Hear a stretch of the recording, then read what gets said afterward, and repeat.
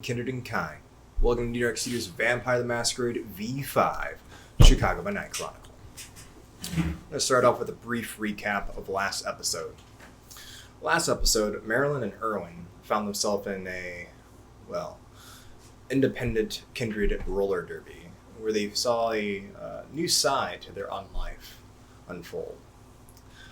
Before that, Marilyn spent some one-on-one time with her grandsire, Felix. They're about to discover Felix's hidden haven that night. On the other side of the globe, a night prior, Alistair and the UC6 were busting down Sabat doors and getting rid of Yamaguchi's remaining forces. Fortunately for Alistair, he had a fortunate phone call from Portia, letting him know that the whereabouts of his lost child there was in Japan. Memphis Piper, for several weeks after leaving the Dreaming, found himself in underground table tennis tournaments. And enter in Kaido Higashi and Alistair Grayson to the rescue of this lost child there, who is unfortunately getting on the bad side of the local prince.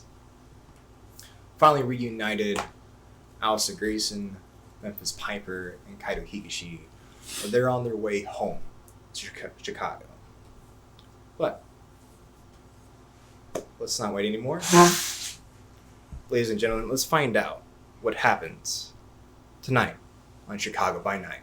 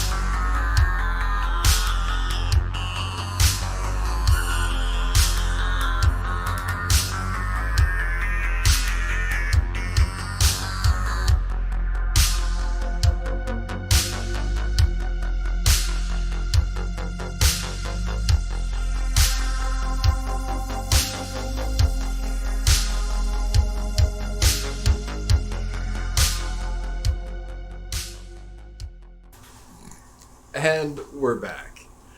So, without further ado, let's begin our story. My name is Elijah Israel, or by my Twitch handle, Pinoy Boy. I'll be your storyteller this evening. Alistair in Memphis. It is the same night.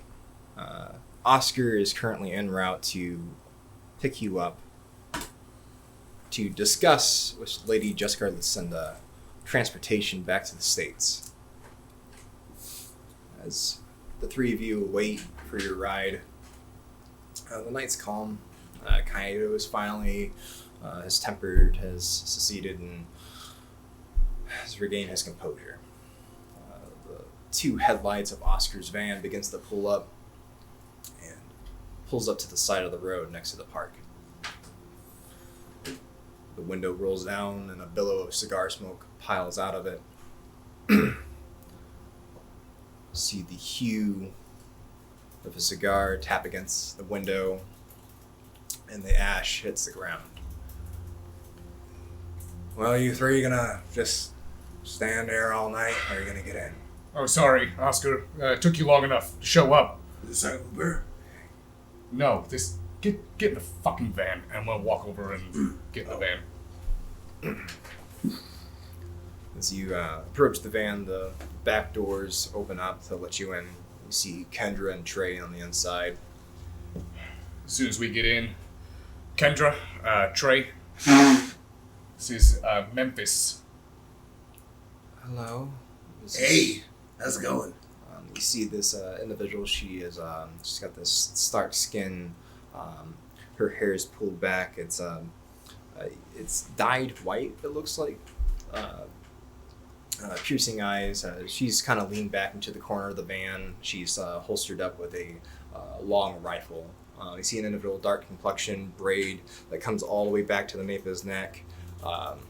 He's wearing tactical gear, very bestial looking eyes. He's also crouching near Kendra. Alright.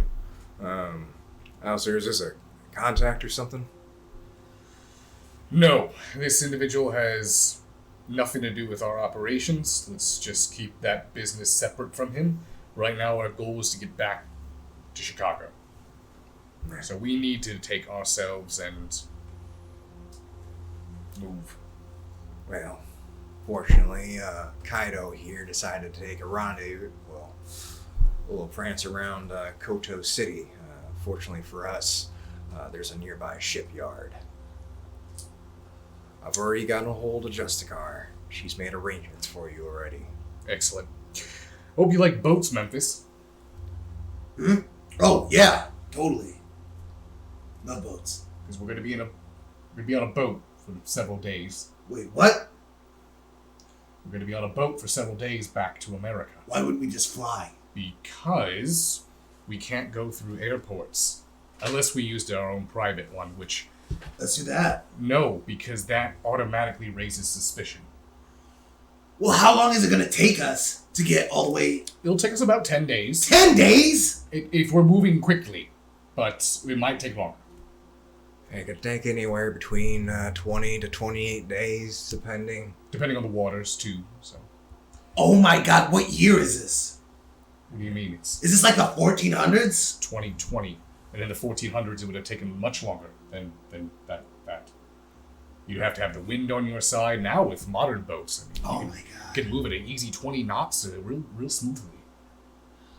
Actually, when we get back to Chicago, I'll take you out on my boat, and I'll show you a thing or two. I'm actually quite a nautical mind myself.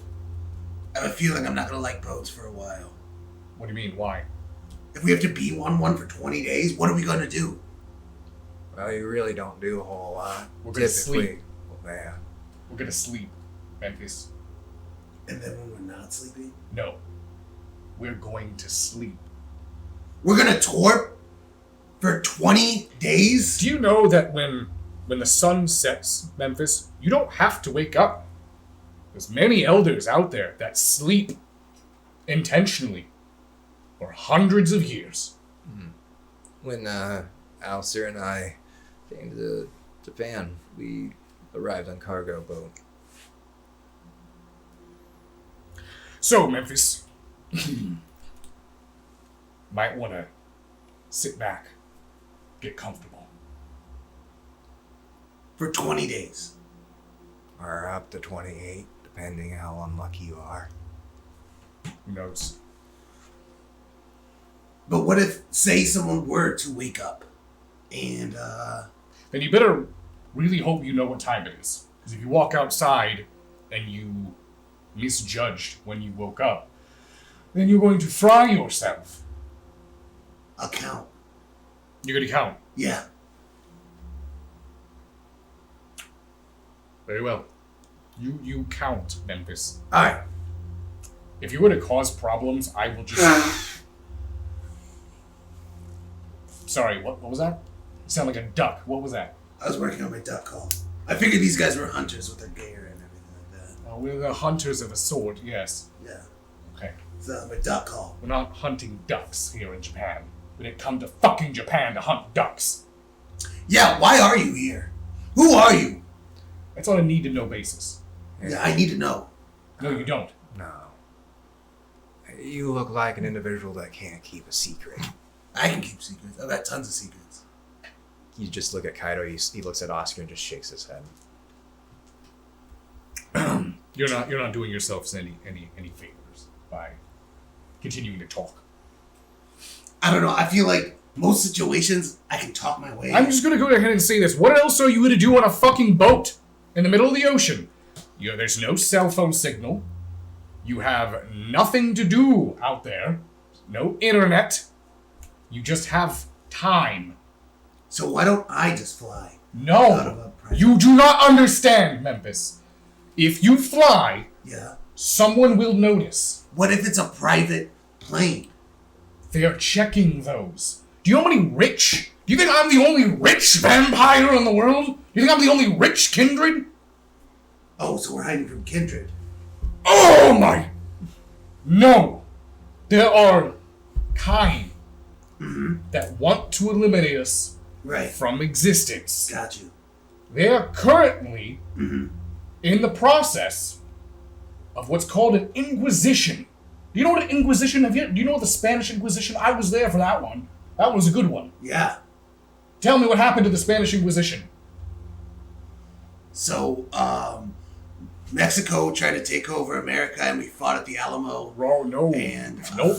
That's everything you said. Johnny Appleseed was there. Historically inaccurate. No, I was Teddy Roosevelt and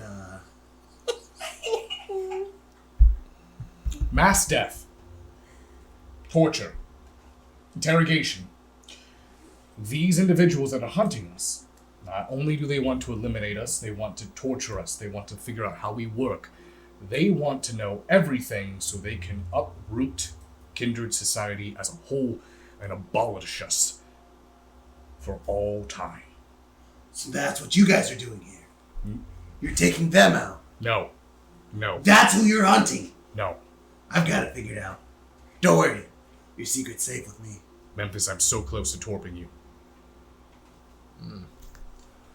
All right. Well, let's get going, Oscar. I am going to have so much fun on this boat ride. Oscar proceeds to take off. You notice he begins driving towards the port of Kodo City. In Tokyo and Kodo City, there's a lot of ports for import and export. I grab my phone and I message Kaido. Okay. Then put FYI, we'll make sure Memphis goes to sleep first, and then we're going to chain his crate so he can't get out. Kaido's phone chirps and he checks it, puts it down, and just stares at Memphis and then back at you. What? No, nothing. Nothing. I was just hoping that our first boat ride would be more enjoyable. How would sleeping for 20 days be enjoyable? Oh, so nice. Do you know what it's like just to shut off? Just not worry about anything. It makes me nauseous. If I could, I would never sleep. It's really not that bad, Memphis. It's like blinking. It's like a form of time travel. Yeah. Time travel. Except you wake up very hungry. Oh, sounds terrible. There are worse things. There's the duck noise again. I just want to get really good at it.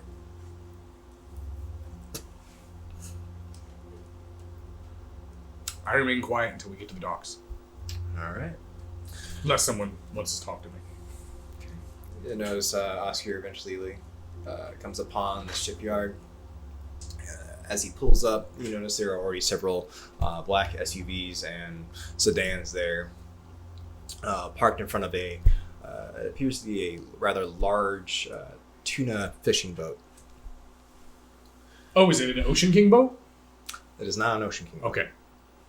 This is not one of your vessels, unfortunately. As you pull up, the headlights pull up to several suited individuals, and right behind them you see Lady Justicar break into view. She waits outside of the van as you see Oscar and the rest of your coterie begins to pile out. I get out as well. Want to walk with Oscar over to Lady Justicar. Okay.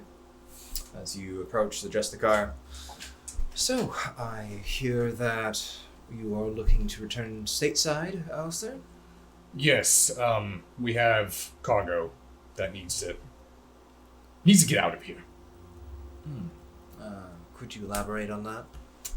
I'm gonna look back at the van and I'm gonna motion for Memphis to come out. Kaido steps out and he motions with you to come out with him. Oh. Alright, before we go out there, real quick, just try not to say it loud. I know her. I know you know her. Yeah. She's a very scary lady. It's just the Karn. Don't do that. Just, you can't. No, you gotta say her name right. needs. Lady Jessica Lucinda. Got it. But don't. No, I got it. Don't worry. And you watch as Kaido and Memphis come around the corner of the van, and they begin approaching you in the Justicar.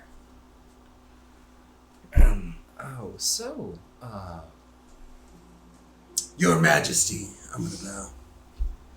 Right. I'm so sorry. This is Memphis Piper. Memphis Piper, I go by Johnny Bronco, I go by many names. This is my foster childer. He's very important to Prince Jackson. Yeah. And he's also very green still. He's just about a year, right? Just about a year, right? Oh, yeah. But I mean, apple doesn't fall far from the tree, huh? I did not embrace you. I know, but you're fostered. Yes. Am I not your kindred? You are. And I am very proud of him. Yeah. For surviving in Japan by himself. But it's time for him to get out of here and back to Chicago. Mm-hmm. It is rather strange. How did you find yourself in this country? Did you take boat or? It's actually a crazy story. I don't know. You don't know? No. Memphis, why don't you get on the boat, and I will talk to Lady Justicar about your arrival here. Got you. Being so unusual. Right. I can scope it out, find a nice pad. Yeah, you got it. Go do the scoping. I'm gonna go to the boat. As Kaido follows after Memphis, I'm gonna make sure he finds everything okay. Thank you, Kaido. I'm gonna look back towards Lady Justicar. I don't want to lie to you or deceive you in any way when it comes to this situation, but Memphis was presumed that final death had occurred with him. Are you familiar with the hedge or the dreaming? Oh. Yes, I am, Mr. Grayson. Memphis encountered an entity within there, and he disappeared. And he was missing quite some time. About 3 months ago, this happened. And when I found him during this operation, he doesn't know how he got here. I'm assuming there must be some sort of... It must involve the dreaming somehow. What? How? I don't know. You are speaking of some rather highly classified information. The fact that you have it sounds like hands-on experiences with this is surprising. There is an unspoken agreement between us and the changelings that we would mind our own affairs. I've heard of Cayceid and the experiments that the La Sombra have done in the past. This is very strange, and I may want to speak with Memphis sometime in the future. By all means, at your leisure. I will warn you, though, Memphis is very eccentric, and sometimes it is like talking to a literal wall that screams at you things that don't make sense. I see. Well, you've done really well. I've appreciated your work within the UC6, and you have, it appears that we've gotten rid of the majority of Yamaguchi's forces. Oscar, Kendra, and Trey should be well equipped enough to dispatch the residual. You've earned some leave time, Grayson. Well, I appreciate that. I won't lie to you, this was not hard at all. In fact, it was too easy. Here in Japan, Yamaguchi's men, they were shovelheads. A lot of them. I don't think there was a single one that put up even a decent fight. I'm fairly certain that these Sabat cells that we've been busting, they're just decoys. Wherever the elders are, they're hidden really well. Well, Yamaguchi was a bit of a lone wolf here. Had his own operation outside of dealing with Kiri. Still, it does bother me that out of all of Japan, I don't think I ran into a single one that was a shot caller. Even one that would hold any rank. Mr. Grayson, I believe you're already alluding to what we both are thinking, that Yamaguchi and the rest of the Sabat forces that were in Japan have already dispersed. Well, keep my eyes peeled and my ear to the floor. If, by chance, you need to call on me, you know where I will be. Your leave time isn't the only reward that you've earned, Alistair. You'll find that this shipping vessel is completely equipped with armaments, and everybody on board is, well, part of the UC6. You're going to be using some rather high-ranking ivory ghouls. But it's not the ship and its contents I'm rewarding you with. You'll be stopping in LA. There, you'll meet a Tremere contact of mine, and you'll be receiving your mark as Alistair. Very well. Who's the contact? Maximilian Strauss, a rather eccentric Tremere, you could say. He has some history. I have heard rumors of him. Never met the man, though. Yes. He was involved with that whole situation with that moron LaCroix, wasn't he? As LaCroix, I really don't want to discuss that buffoon. It's just infuriating. But you'll be meeting with Strauss before you take a private flight back to Chicago. Very well. I'm sure Memphis will be glad to hear about a flight. If you have no further use of me, farewell. Farewell. I'm going to turn and I'm going to make my way up to the ship. Okay.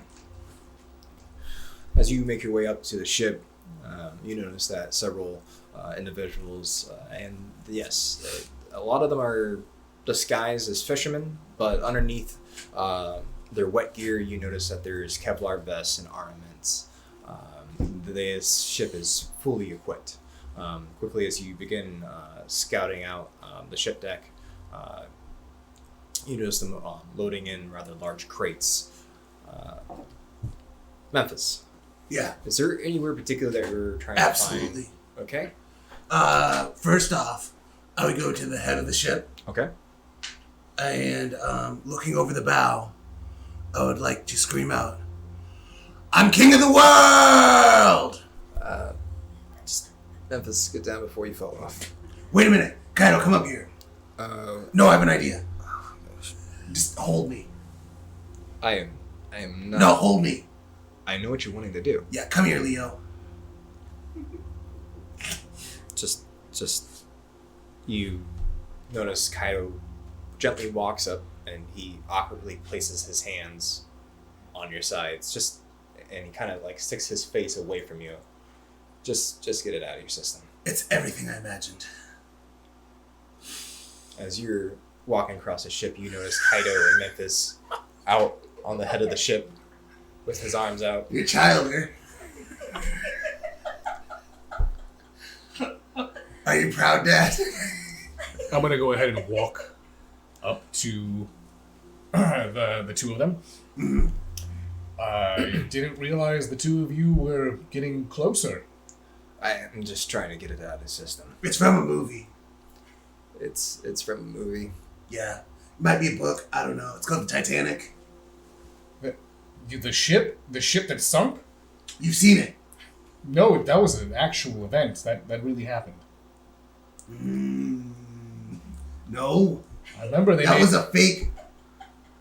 They built that ship actually didn't go down. That was in a studio, Alistair. It's called Hollywood. Are you talking about the cinema with Leonardo DiCaprio? Yeah. That was a movie based off of a real event. It's true, Memphis. It actually, it's sunk. People die. From an iceberg. Well, the iceberg really didn't kill almost anyone. It was more or less the freezing water. Why didn't they turn around it? There's a lot of things that happened that went wrong that night. And the ship the musicians who just played until they died? That all happened? I wasn't on the ship when it... There was room on that door! Maybe you should watch some documentaries. That will... I personally love them because of how horribly inaccurate most of them are. But that's beside the point. If the two of you want more personal time, I'll gladly... No, we're done here. Are you done? Yeah. No. Wait. What do you mean? Yeah. All right. No. Is this like a new form of foreplay, or...? No. Foreplay. No, I'm not gay. It's not romantic, Alistair. Oh, all right. It looked very romantic. No. But, now that we're on the subject, who's that sniper lady? That's Kendra. Yeah. She is in a relationship with Trey. So I would... Is it serious? I would say so. Is it open? Also, I've seen Trey fight. Don't talk to Kendra. Nothing me and Freckles can't handle. I'm not even going to warn you. That's the only warning I'm giving you. You want to go and pursue Kendra, be my guest. I'm just... So I have your blessing. I'm not... I would rather you not hit on our teammates. I am telling you, I'm advising against it. Okay. You know what? It's your friend. I'm not gonna... But you are an adult. So if you want to make dumb adult decisions, go make dumb adult decisions. So are you telling me to fuck her or not? I'm confused. Memphis, just please shut up. You sound like a complete ass. And we're going to be stopping by LA. Just thought you want to know that. Just so you, Like, LA? LA, yes. We're going to stop by LA. We have a short... Oh my god, yeah! And then we're going to take a flight back to Chicago. And a flight? How long are we going to be on LA? I don't know. Not long. We should be in and out of LA relatively quickly. I could try to make an itinerary, get everything in that I want to do. I've never actually gotten pictures by the Hollywood sign, so that would be cool. This is not a vacation. It's a business stop. We're not going to be there very long. Right. You know what we should do? We should have business at that one changeling club we went to. Remember that? You went to a changeling club? Yeah, with Lazarus. Autumn King. Autumn Queen. Wonder what Audrey's up to. Not too sure, Memphis. Memphis, why don't you go find a place to lie down? How late is it? It's getting there. It's getting rather early. All right. An individual. He comes up, brunette, swept back hair, full beard. It doesn't look like it's been kept really well. Well, you lads ready to ship off? Ready when you are. We have accommodations down for below for you all. Excellent. Shove off at will. All right. Do you want me to show you to your quarters? Lead the way. Yeah. Yeah. Aye, Captain. Begins leading you down. You come to a rather large opening. Typically, this looks like is where fish are kept. It does have a residual fish smell to it. In there, you see 3 metal caskets. There you go. If you'd wish, we could arrange for you to be forcefully tortured, if that's what you're wanting. No. No, we should have the willpower to remain asleep. Well, I mean, what would be the case if someone wanted to wake up at, like, say, Night. Memphis, I'm going to tell you this right now. If you wake up, every ghoul on this ship will be in danger because of your hunger. I'm not going to get that hungry. Well, Justicar did make arrangements for Vitae to be brought on board. Vitae! Yourself, Mr. Grayson, and Higashi have their own separate feeding quarters if you wish to be awake during this time. See, Alistair? We only wish to be awoken if there is a severe emergency. Other than that, we should remain asleep until we get to LA. Understood. Thank you. Fine. Memphis, lie down. Is there bedding in there? As you go to the metal casket and you shove the lid open, you notice it is just a metal box. Can I get some pillows or a comforter or something? I'm sorry. What? Can I get something to make it comfortable? This is a metal box. My lumbar will not be supported. I need... Your nervous system doesn't give a fuck about your lumbar. I know, but I can't fall asleep. I'm going to be in there awake the entire time. Love of God. Yeah, that's what I'm saying. Do you have any spare fucking bedding? Yeah. I can see what I can find. Thank you, Captain. And he turns around and he begins to walk off. I'm gonna sit down, sit on my casket, and just... Are you saying you would want... You know you don't need pillows and blankets and all that, right? It's comfortable. That does nothing for I you, could though. sleep, standing up if I needed to. Maybe hanging upside down, but I don't want to. And I can sleep literally in the earth. Right. See? He gets it. But No, it's I'm nicer. telling you that I can sleep surrounded by dirt. I know, you're helping me. I get it. So what? It's always better. What we're trying to say is it's always better to sleep on something comfortable. I mean, we're not savages. So you would find sleeping surrounded by dirt comfortable. No. How did my case help you? Because you were saying, like, we are capable of doing all kinds No. of things. No. Our bodies are indestructible. I said I But, am yeah. capable. I know. You could not meld into the earth. Right.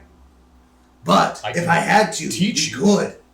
And we could fall asleep. But that's not the point. We're talking about sleeping in comfort. You're not gonna wake up during the... I know, but Daytime. I'm already going to wake up hungry.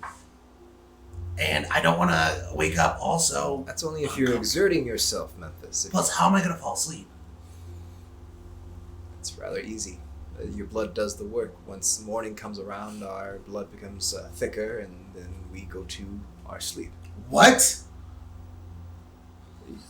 Our blood changes velocity? How did you pass the... There's no inertia with our blood.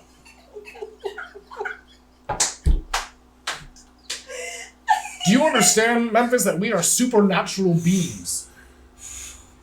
Do you get that right? Yeah. Right? Yeah. We are dead, yet somehow alive. Uh-huh. Somehow I'm able to squeeze things with my fist, yet my muscles shouldn't work. There shouldn't Right. be electrons firing to my hand to signal to squeeze it. Right. Yet we can. We are supernatural beings. Why does it matter? Just lay down and go to sleep. Do I need to warm up a nice bottle of blood for you and feed it to you like a toddler? I mean, do you... Would Memphis like to go goo goo gaga? Would Memphis I'm not like to, saying Would you I like to be wouldn't rocked to enjoy- sleep with a belly full of If you warm told blood? me a story as I'm drifting off, yeah, that would be great. I will. But I don't want to ask the world. All I'm asking for is for a blanket and pillow. All right, lie down and I'll tell you the story of Donkey Skin. The what? It's an old folklore. Lie down. I'll tell you the story of Donkey Skin. It sounds like a DLC character for Smash Brothers. You just said a lot of words that I don't understand. What? I don't know. You said donkey skin. Yes, it's the name of the girl in the story. Who would name a girl that? It's not her actual name. She was a princess. She wears donkey skin. Okay, I'm intrigued. See? Now it's more appealing to you, Yeah, isn't it? no, yeah. I just want to see where this goes. You hear footsteps down the stairs, and you see the captain come back with a pillow and blanket for you. Oh, thank you. All right, here you go. Thank you. I'll set it in the casket, lay down. Continue with this donkey skin. Lie down. You might want to get out of here. Okay. And he turns around and heads back up the stairs. And then as Memphis lies down, I tell him the folk tale of Donkey Skin. Okay. Which it's too long to actually roleplay, so I'm not doing that. All right. I didn't quite get that. Can you repeat it? From the beginning. Synopsis. Princess runs away from her father, who tried to marry her after he lost his wife because no one was as beautiful as his wife, so she wore an enchanted cowl made of a donkey that would make her look hideous and be undetectable by her father. And she died, lonely and alone. It's a terrible story. Memphis cries. Memphis begins to well up with blood tears and cry profusely at the story of Donkey Skin. She just wanted to be loved. She did, Memphis. She did. Now, think about that now while you were asleep. Alright, thank you, Alistair. Close the lid. As soon as I close the lid, I look at Kaido. Get the fucking chains now. Okay. He runs up and he starts to scramble. It takes him a bit. He eventually comes down with some chains and padlock. You're going to have to lift the metal box off the ground to get the chains around it. Yeah, I should be strong enough to do that. All right. So go ahead and give me strength and athletics. I'll set the difficulty of this to 5, but it shouldn't be an issue for you.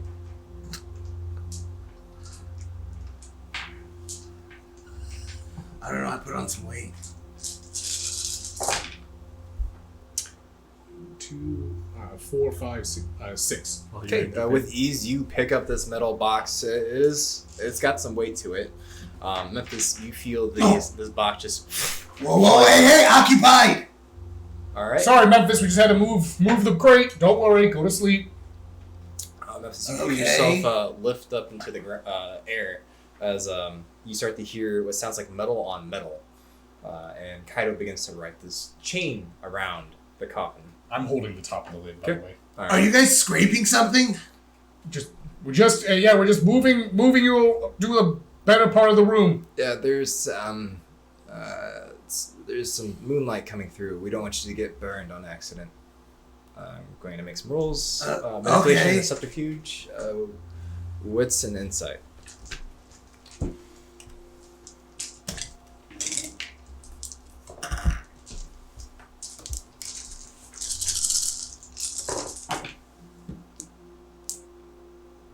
Three. Okay. Oh, okay. One. Okay. They sound like they are being completely sincere. Okay. Are we almost there? Nope, we haven't even left yet. Just go to sleep. And this is still scraping around? Yep. Do you guys need my help? Nope, we have everything under control. Just lie down. Eventually, Kaido gets the chain all the way around, and he takes the lock and he locks the chain in place. I'm gonna go ahead and lower him down. I'm putting him down gently. I'm not just gonna drop him. All right, you lower the casket down gently, and as the case sits there as it's chained up with a padlock. Are you guys done? Yep, everything's fine. Yep. Alright. See you guys in 20 days. Well, it will probably be less now since we're gonna be going to LA first, but we'll wake you up when we get there. Okay. I'm gonna set my alarm on my phone to 9 p.m. Okay. All right. And I'm going to turn my phone off. Okay. And I'm going to get into the metal crate, lie down, and I'm just going to shut off. All right. Kaido does the same, and the 3 kindred go to sleep. As you begin to drift off into your torpor, it's darkness. Alistair, it's been some time since you've been on open water in the ocean. As you begin to drift to that sea of time, waves of memories begin to come back, as they do when you sleep in torpor. Give me a willpower roll, Alistair, and I need a success of 3.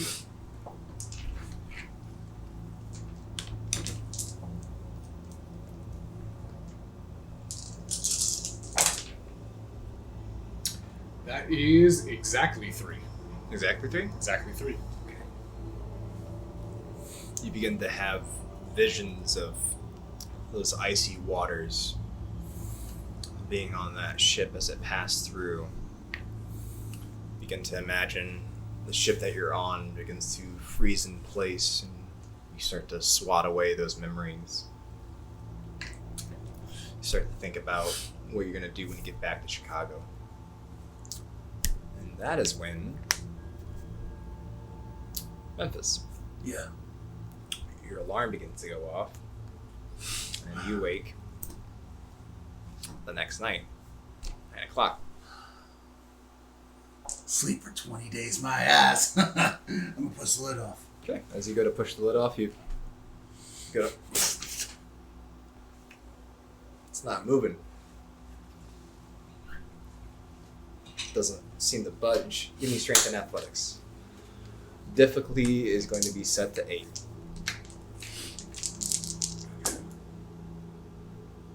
Two, 3. It is not budging. Oh no. I'm gonna start banging on it. Okay. Start banging on it. Start. It begins to echo throughout the metal chamber, and you don't hear anything. I'm gonna start screaming, Alistair, it was a trap! Over and over and over again. Okay. And help. Alright. Go ahead and... Tell you what. Why don't you go ahead and give me charisma and persuasion. I need a success of at least... We'll go ahead and make the 3 again.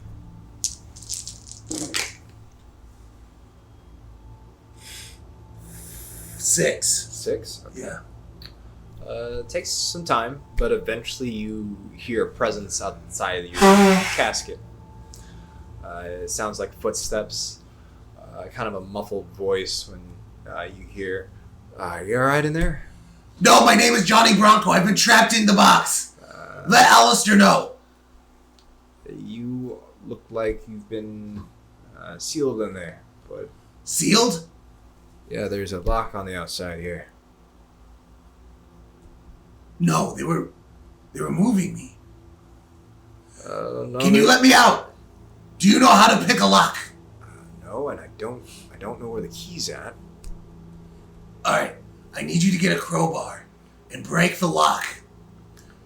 It's of the utmost importance.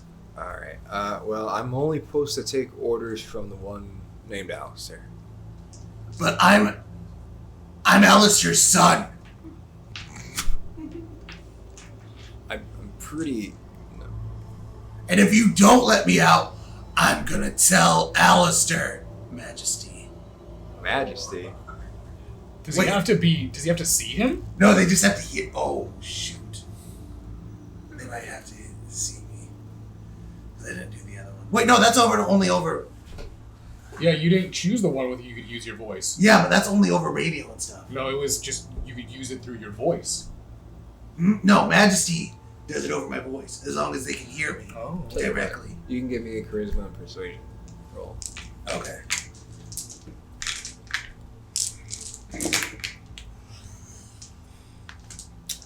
Can I use a willpower? Yes, you can. Roll the 3 regular die. So that gets me to 5. Gets you the 5. Yeah. Okay. Alright, well, I can see what I can come up with. Alright, thank you.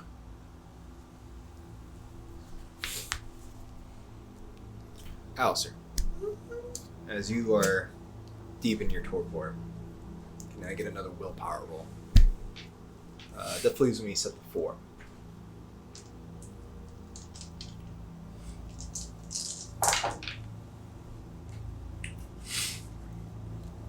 Five. Okay. Again, that vision tries to come back. Those frozen waters. This time it flashes, and you feel that hand around your throat tightening.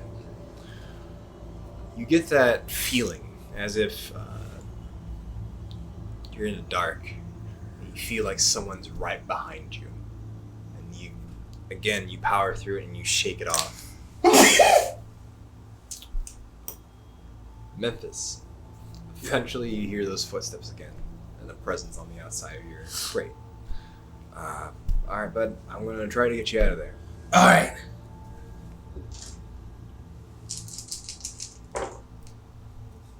You hear metal on metal.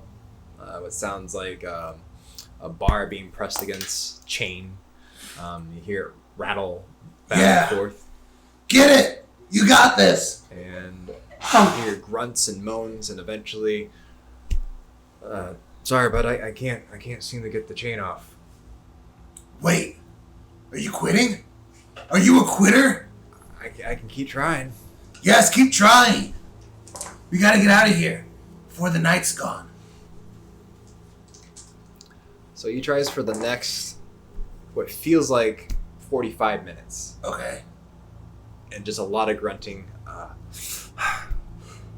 But they really got it on here. I can't seem to get it to budge. Wait, what am I gonna do?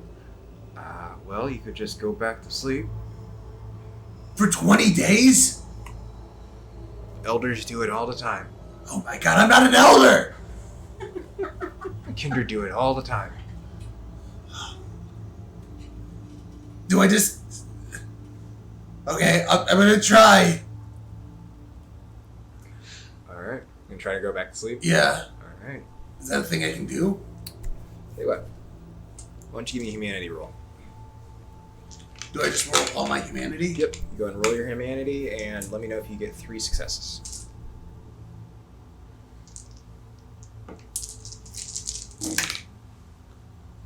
Yeah.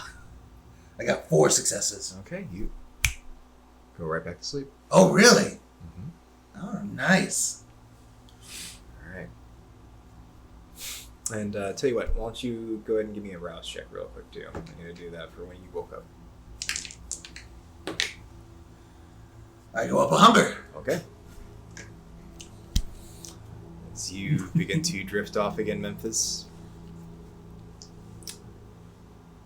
As my 3 kindred drift off into torpor, I need humanity rolls from the both of you.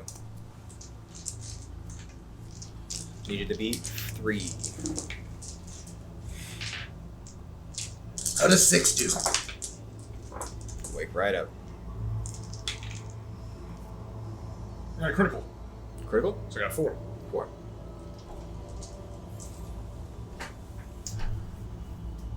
So 2 of you are laying there. Suddenly you are snapped awake. You feel your head slam against the metal box. You hear Kaido yell out, "Hey, what the hell's going on?" As soon as I hit,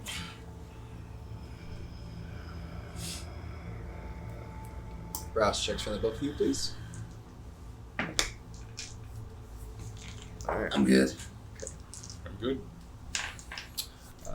You hear a metal lid hit the ground, and you feel your lid beginning to slide off.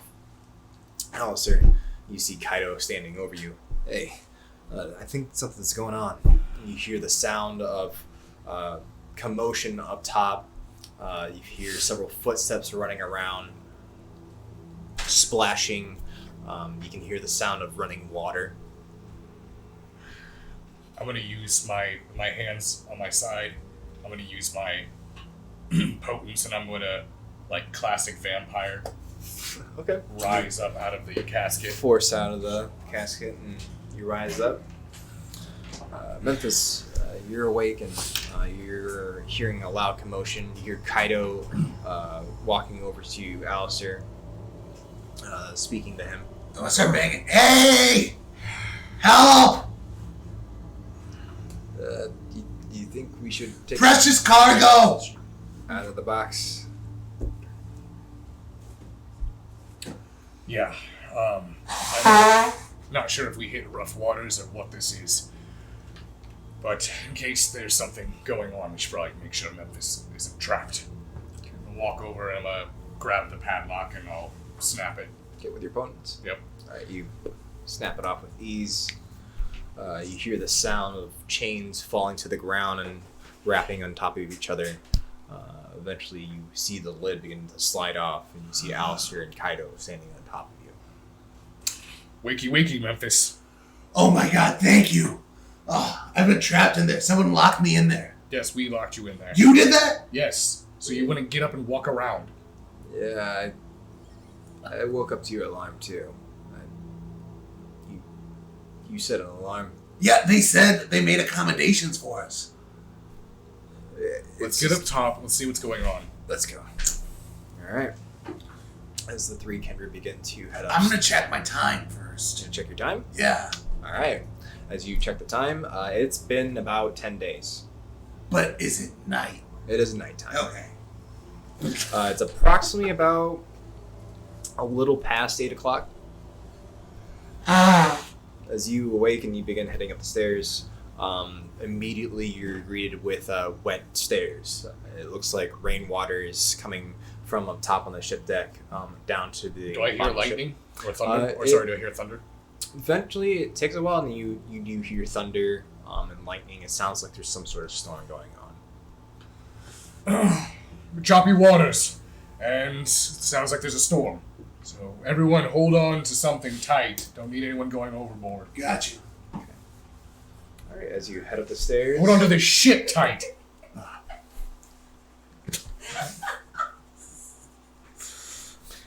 All right. So who's all going up on deck? I am. I'm heading up. Okay. As the three kindred head up on deck, as you come into clear view of the ocean's waters, it's dark depths going for miles and miles and miles. You see those dark clouds looming overhead, and ever so slightly you see the moon illuminate. For those that are looking out into the sea, I need a composure plus intelligence. Oh, interesting. Difficulty set to 8.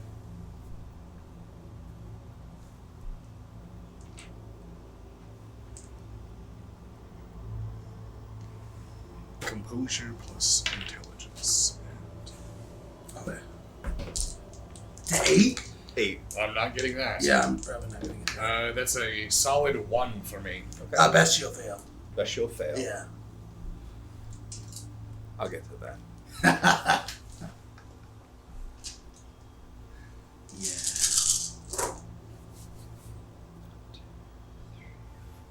Okay. This is going to be weird. So, bestial? Yeah. Alright. As you are looking out into the waters, the three of you see what appears to be a rather same-size fishing ship. It is approaching rather fast towards your vessel. It's maybe just a couple yards out. Couple yards? Yep. So it's right next to us.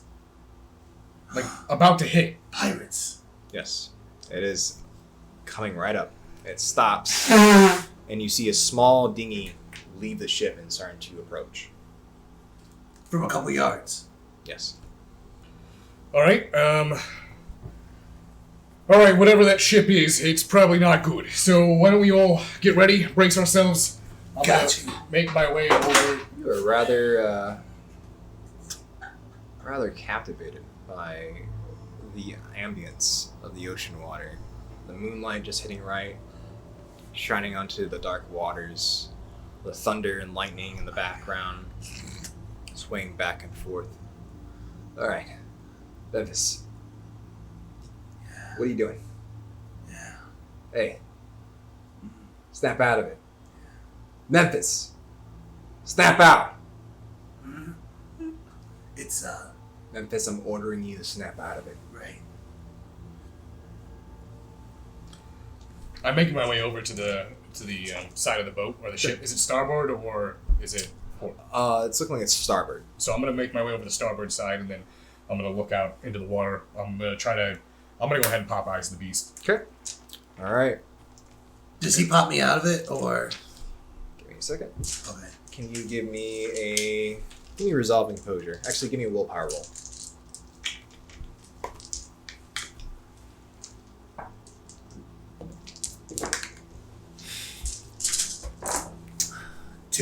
Two. Okay. You feel Kaido grab you, and he begins to shake you profusely. He seems just overly mad for no reason. And he starts barking commands at you, and eventually you snap out of it. And you see him, he kind of shakes his head, and he looks lost for a couple seconds. What the hell happened? What's going on? I don't know. I was looking at the storm. Where's Alistair? Are we being boarded right now? Pirates? I'm gonna look back over towards them. What the hell are you two doing? Get over here! Okay. You see Kaido rush over to your side. You see the small ship beginning to approach, and it is motored as it skips across the waves and eventually comes up. It looks tactical too. You see several men that are armed, carrying large rifles. They look up ahead, and they pull the boat up to the side of the ship, and they start to grapple onto it and pull themselves up. I will yell at them. How many? It looks to appear it's around 5. 5? So, give me wits and awareness, actually. While he's rolling that, I yell at them. Arr! Ye be pirates! You're gonna yell that? Yeah. Okay. As you yell this, you notice the rest of the crew is already getting ready. Several of them have grabbed firearms, and they're pointing on down the side of the ship. As you do yell this, why don't you give me a wits and awareness? That's a 3 for me. 3? 3. Okay. That's a 2 for me. 2. All right. Since you do have eyes popped, there is exactly 5. Okay. They do appear wearing tactical gear. As they do grapple onto the side of the ship and pull themselves up, you can already tell right away they're kindred. The feat of strength and agility that they have coming up to the ship, climbing up the rope with ease, it's pretty easy to tell. I'm going to go ahead and I'm going to pop Fist of Cain then. Okay. Fist of Cain and then Prowess. Prowess? Okay. Is there anything that you would like to do in preparation? Do I notice that they're 100. hostile? And they look hostile. They're, All right, they're I'm going to armed cut the and- ropes. You're gonna try to cut the ropes? Yeah. How fast are you moving over? Celerity fast. Celerity fast. Okay. Tell you what. Why don't you go and give me Dex and Athletics? The top of the ship is wet, so this is gonna be rather difficult to maneuver without slipping. So give me 5 successes. 2, 3, 4, 5. Okay.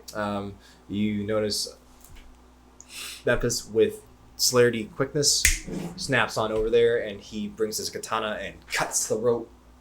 You watch 2 of the individuals fall backwards, and they hit the water as 2 of them clear onto the ship, and they're looking directly at Memphis.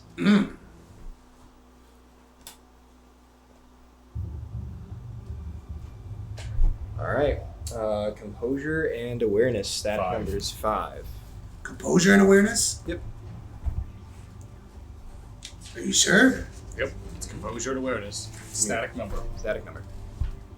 Oh, then it's 5. Oh, composure, never mind. 3. 3. So yours is 3? Yeah. All right. So it's going to go Alistair, Kaido, Memphis. All right, Alistair. You've already noticed that Memphis has broken away from the 3 of you and has cut the rope, and he's currently facing point blank at 2 individuals with looks like tactical firearms. What would you like to do? All right. I'm going to go ahead, and if there is anything around me that I can use to get ahead of them or above them, is there anything that would be above them at this point? Any sort of crepes or any sort of mast or anything like that? There's a couple. There's 2 cargo containers that are on top of the deck, so you could get on top of those to get higher ground if that's what you're looking for. So I'm going to go ahead. I'm going to soaring leap onto the container, and then I want to drop down towards the closest one. Okay. So I tell you what, Why don't you go ahead? I don't believe there's a rule for soaring leap, but why don't you give me strength and athletics? Okay. And I'm going to set the same difficulty I set for Memphis of 5. The top of the ship is wet, so it's going to be rather hard to keep balance.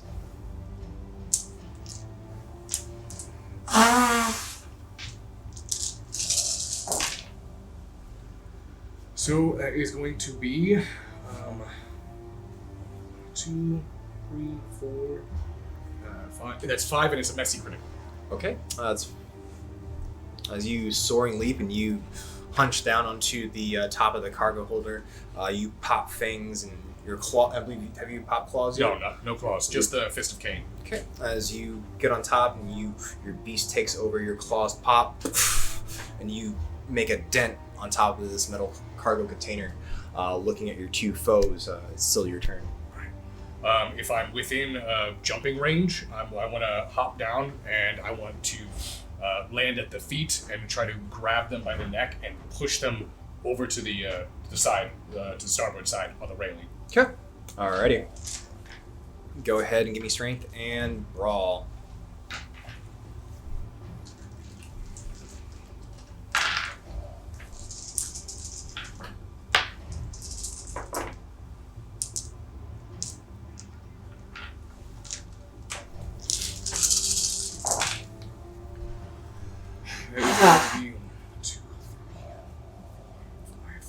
It's a 6. 6. Okay. And you're trying to push him against the So I railing. want to grab him and then push him over towards the railing. Okay. It's almost a struggle at first, which just kind of surprises you. So either this kindred is rather strong, or there's something else up supernaturally wise.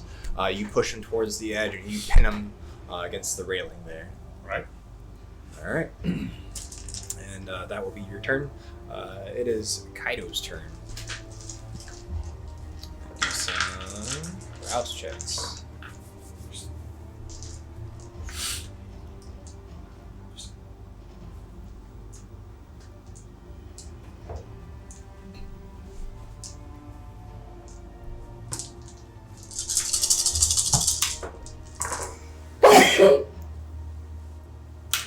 Okay. You notice Kaido joins into the fight. He joins the 2 of you, and as he does, you begin to see his eyes bleed black. And as they do, you start to see black tentacles begin to form around him. Alright. I am going to... Let's go to the next turn. It's going to be Memphis. Memphis? Mm-hmm. Well, I'm gonna go ahead and rouse my blood for some, activate that. Okay. So go ahead and rouse. Pass. Alright. As you swipe your hand across your katana and it glows that red, the eyes illuminate, what would you like to do with Freckles? I'm gonna do what I've been doing for the last week and a half. Okay. Single paddle style. Super secret serve technique. Alright. And I'm gonna cut a guy's head off. I'm gonna attempt to cut someone's head off. Jesus. Alright, why don't you go ahead and give me a dex and melee, please?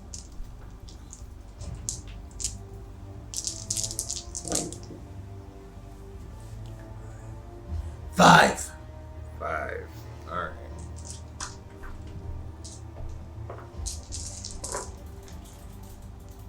Said 5? Yeah. How goes my player? Yes! You bring your katana down with grace and speed, and as you do, you right across his Kevlar vest as it comes apart and it falls to the ground. He doesn't look damaged, though, You unfortunately. didn't get damaged? No. I didn't cut him? But you did remove his Kevlar vest. Oh. All right, their turn. Alistair, can I please get a strength and athletics from you? It's the same as my strength and so. Okay. That's a 3. 3? So 3. You feel this individual power back, and he pushes you off, and he regains composure, and he brings his gun up. Why don't you go ahead and give me Dex and Athletics now?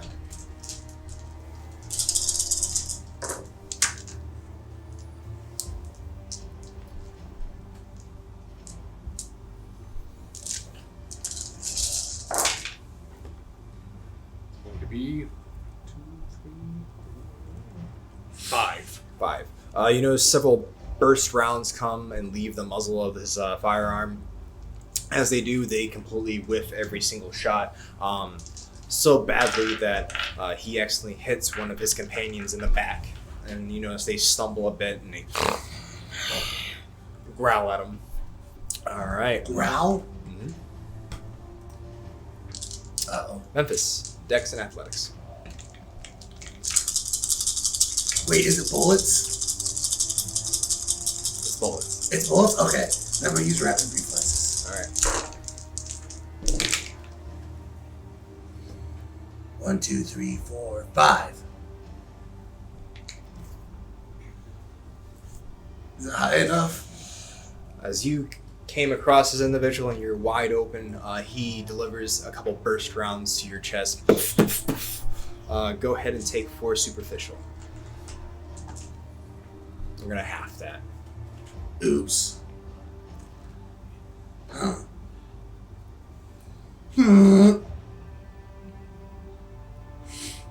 I'm torped. How? You have it. Because that'll be 2, right? You didn't take any damage last session. Yes, I did. Took an What's ag. your max health? An aggravate. He broke my What's your max health? 4. Alright, so you'd have to go 1, 2. You would only fill it there. You would have to go back and start crossing those out. No, oh, I'm sorry. I did that wrong. Oh, okay. Never mind. I'm not torped. Don't I'm stare not at the torped. chat like that. Sorry. You a glass cannon? Very much so. Alrighty. Top of the round. Alistair. Alright. Oh, wait. As soon as he misses his shots, I'm going to move back in.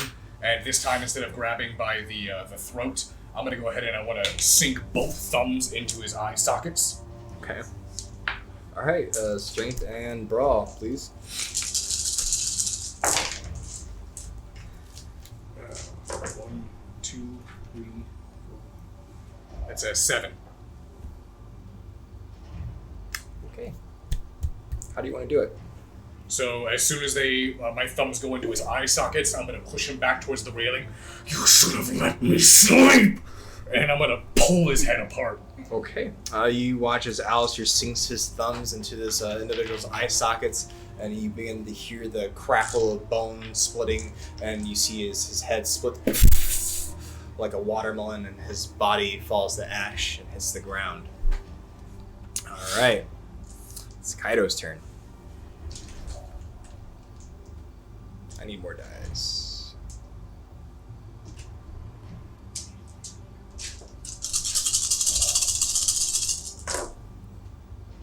Ooh. 4, 5, 6, 7, 8, 9. I'll not. We'll spend a willpower. Okay. This is what happens. You watch as Kaido has conjured these 4 tentacles that have popped out of the ground. Memphis, you watch as 2 shadow tentacles zip past you, and they begin to wrap around this individual's neck.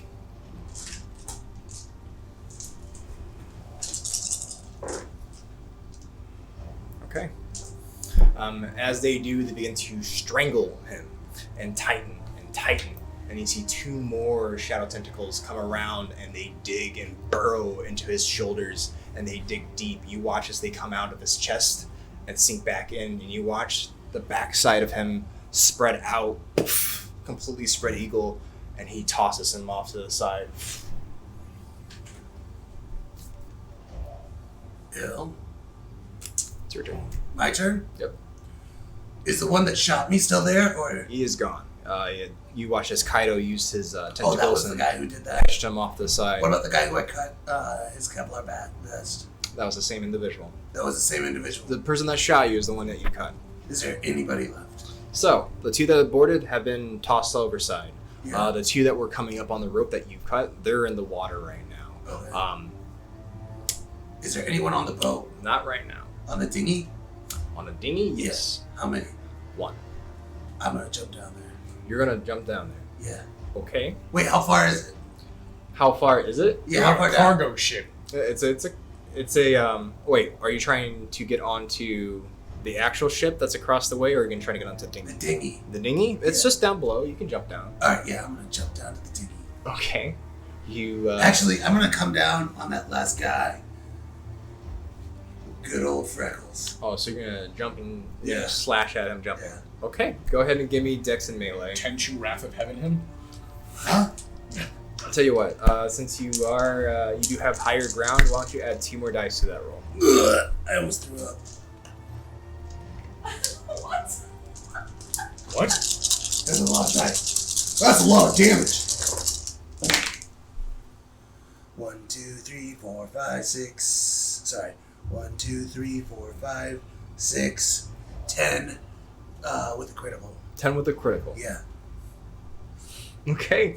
You watch as Memphis just leaps off the deck, and he brings Freckles up high, and he comes down with his katana, and he splits this individual's head in half. As it slides right off, he bursts into ash. Akabankai. Alright. Alistair, That means red blade. as you watch Memphis do this feat right in front of you, you notice down below, as you watch this individual that you just split in half turn to ash, the 2 individuals that were in the water are beginning to swim back towards the dinghy. All right. I'm gonna look over. I'm gonna look towards Kaido. Kaido, Yeah. I'm gonna take care of the ship. You're on Memphis duty. Okay. He's down on the dinghy. I'm gonna go ahead. I'm gonna pop claws. Okay. Your claws are already popped for you. Okay. Yep. That's from your Misty Critical. Oh. So I'm gonna go ahead and I'm gonna get to the side of the starboard and then I'm gonna scrape down the side and then I'm gonna use uncanny grip to stop myself and I'm gonna soaring leap torpedo myself once I hit the water across the way and I want to claw stick into the other boat. Okay. So there's a lot of stuff going on right now. So why don't you go ahead and give me strength and athletics? Do you ever see that movie called X-Men? That this guy named Logan. So I think he connected. strength and athletics. This is a very difficult feat that you're attempting right now. So why don't you give me 7 successes? I'll go ahead and I'll blood surge. Okay.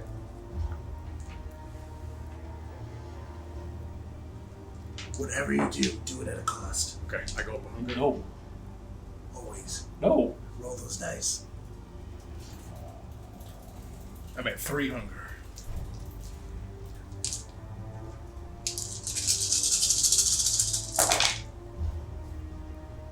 That's going to be 2, 3, 4, 5, 6, 7, 8, 9. That's 10. Okay. Memphis sends you down on the dinghy. You notice Alistair, he flings off his blazer and he zips down the side of the ship, and you watch him torpedo across the water, and it kicks up water like a jet ski, and you watch him stop right at the boat, and your claws sink right in. I'm gonna take the dinghy over to the other boat. We'll get to that once it's your turn. All right, so you are attached to the boat there, Alistair. I would say that's your turn since All right. that was a lot. Kaido's turn. Memphis, you're beginning to notice that the 2 individuals that you dropped into the water are heading right towards you. Ooh.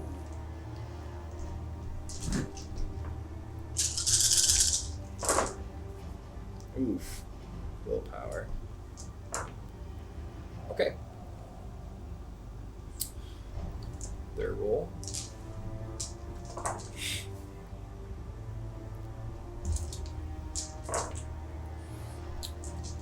Begin to notice those tentacles begin to bleed over the ship, and they start to come down. As they do, they snake across the water like 2 moccasins. As they zip past the kindred there in the water, they start to wrap around them and start to entangle them. You start to notice they're trying to fight back. One snaps off one tentacle and is reaching for a dagger as it's trying to cut out the other. It is your turn, Memphis. Alright, change of plan. I'm gonna run over him with the dinghy. You're going to run over them with the dinghy. Yes. Okay. So why don't you go ahead and give me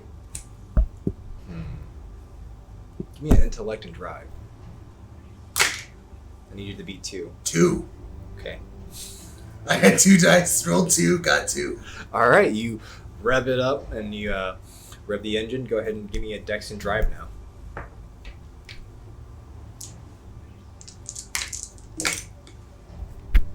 1. 1. Okay. You start the engine and you run over them and you... They're currently underneath your vessel.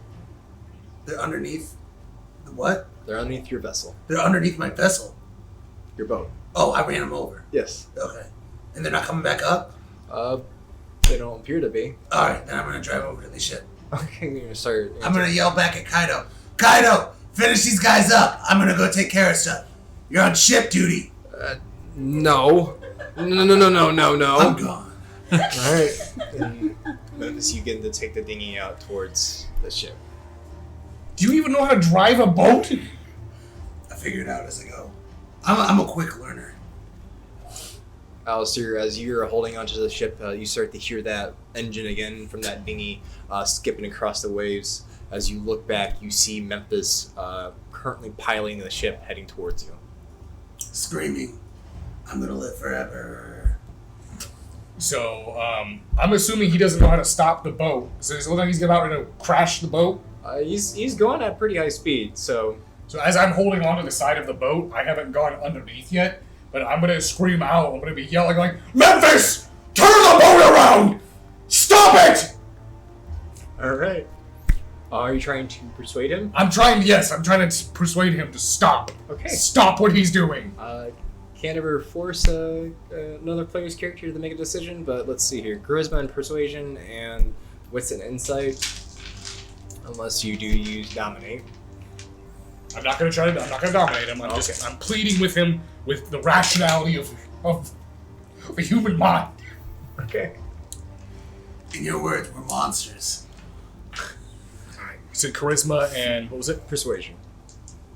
Or leadership, whatever's higher for you. Oh god, leadership. Definitely Okay. leadership. Ouch.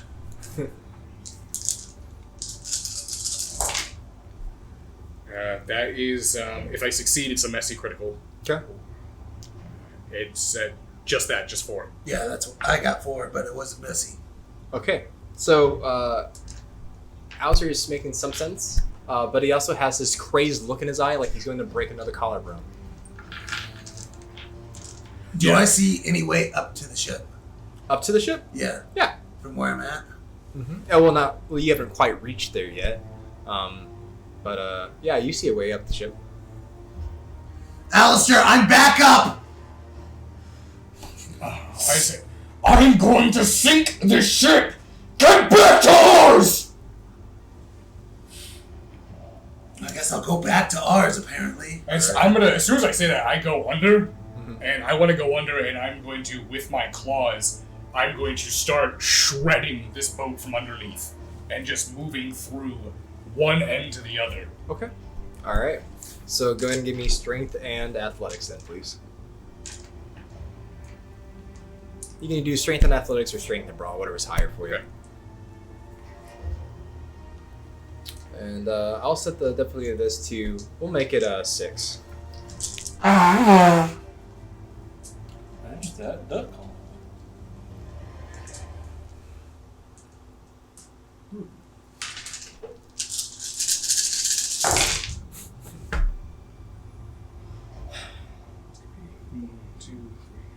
I beat 6. Okay. As you begin to shred the ship from underneath it, you begin to notice the propeller starts up and starts to move and try to take off. As you are shredding the ship, though, its makeup doesn't quite match the way it looks. As you're digging your claws deep into it, this ship's a lot larger and wider than it appears to be. As you're making your way across, as you go to stop, in which you come up for water, you hit something metal. Alright. What am I hitting? You can't quite make it out. As you swim a little farther out and you come to the surface, you notice the ship's trying to leave and take off. Why don't you give me another intelligence composure? It's going to be set to 8. Memphis, go ahead and give me another intelligence composure.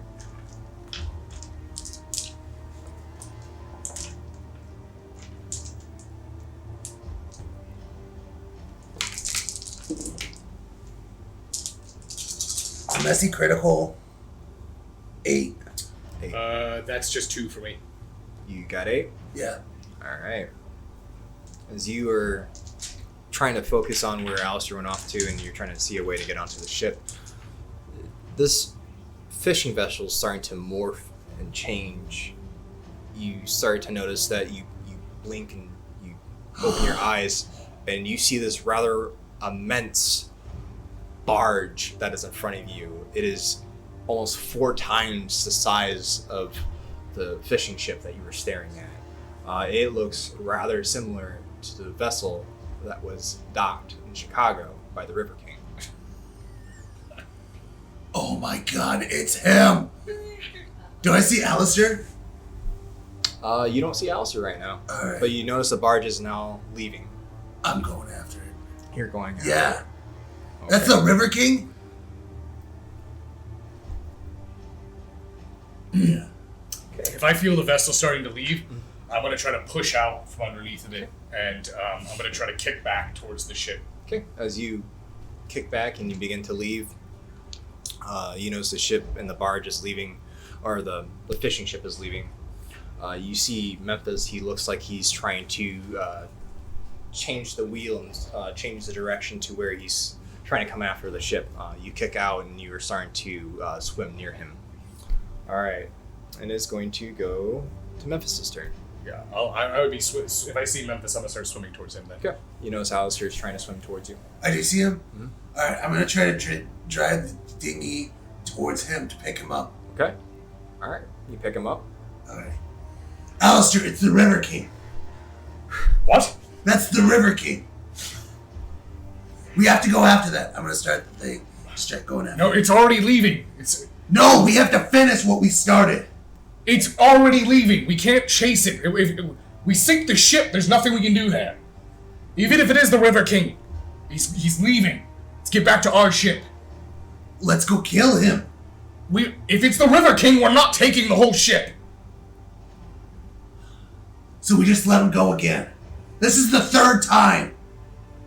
What do you suppose we do? Take over the ship. No, we're not doing that. Let's get back to our ship. We can deal with this once we get back to Chicago. Oh my god. Alright.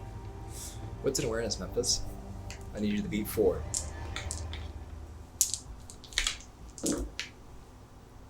I do not. You do not? No. What did you get? 1. Okay. All right, Alistair. Why don't you go ahead and give me what's an awareness? Same difficulty.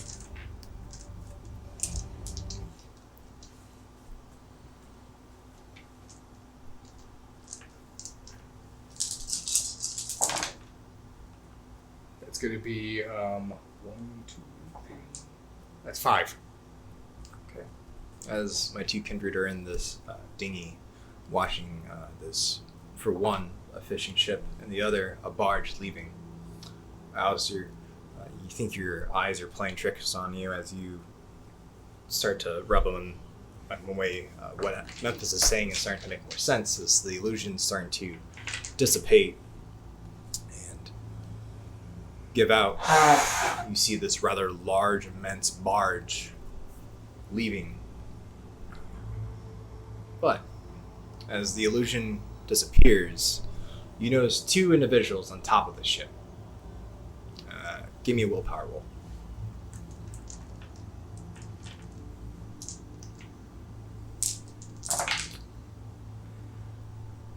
4, 5, 6, 7.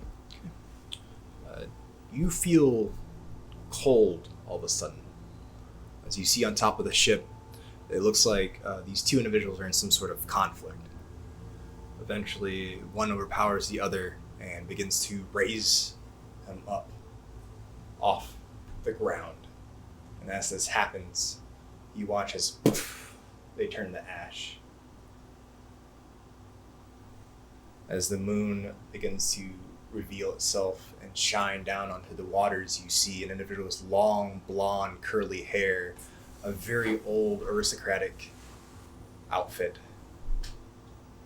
He turns towards you, and draped to the side of his leg, you see what looks to be a violin or a fiddle. He fastens it to the side and begins to play a rather familiar song to you.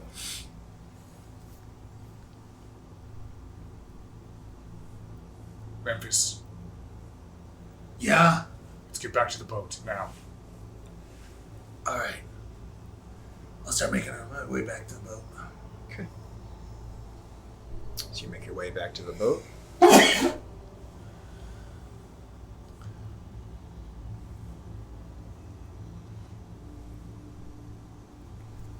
You board on top. You watch as this barge leave out of sight and then into the darkness.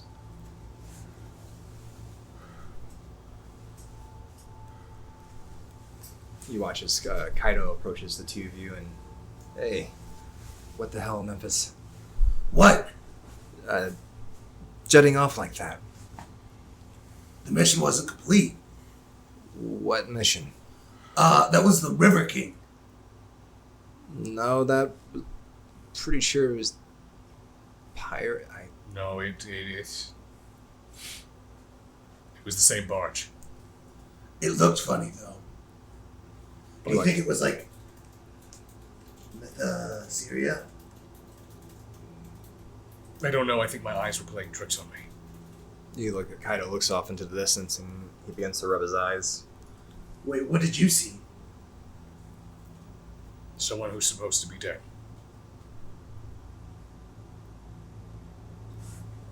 The River King? No. My sire. Oh! Oh! Oh! Blonde, skinny guy. Yes. Talked kind of crazy. He's he was a French nobleman.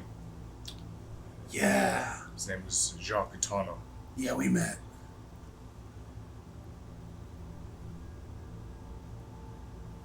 That's who we were trying to tell you about.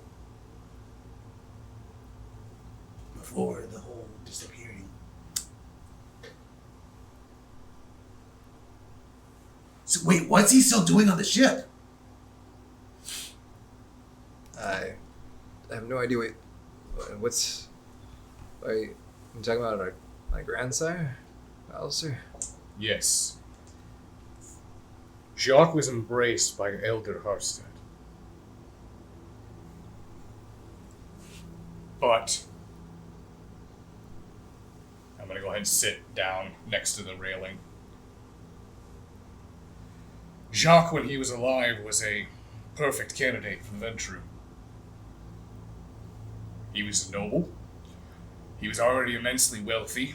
He had ties with the French royal family. Perfect prodigy for Harstead. But upon his embrace, you see, immortality has a funny way of changing one's personality. When you know there's no longer a clock ticking, you start to live without consequence. He turned into an absolute raving heathen.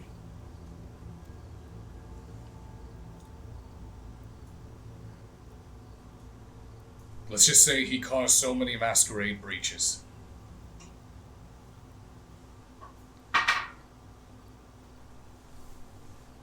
It was going to make Harstead look bad.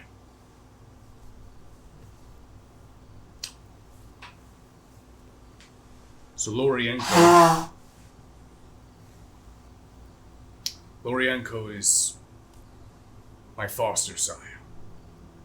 And as far as the rest of the Camarilla is aware, my actual sire. Jacques was to never have happened.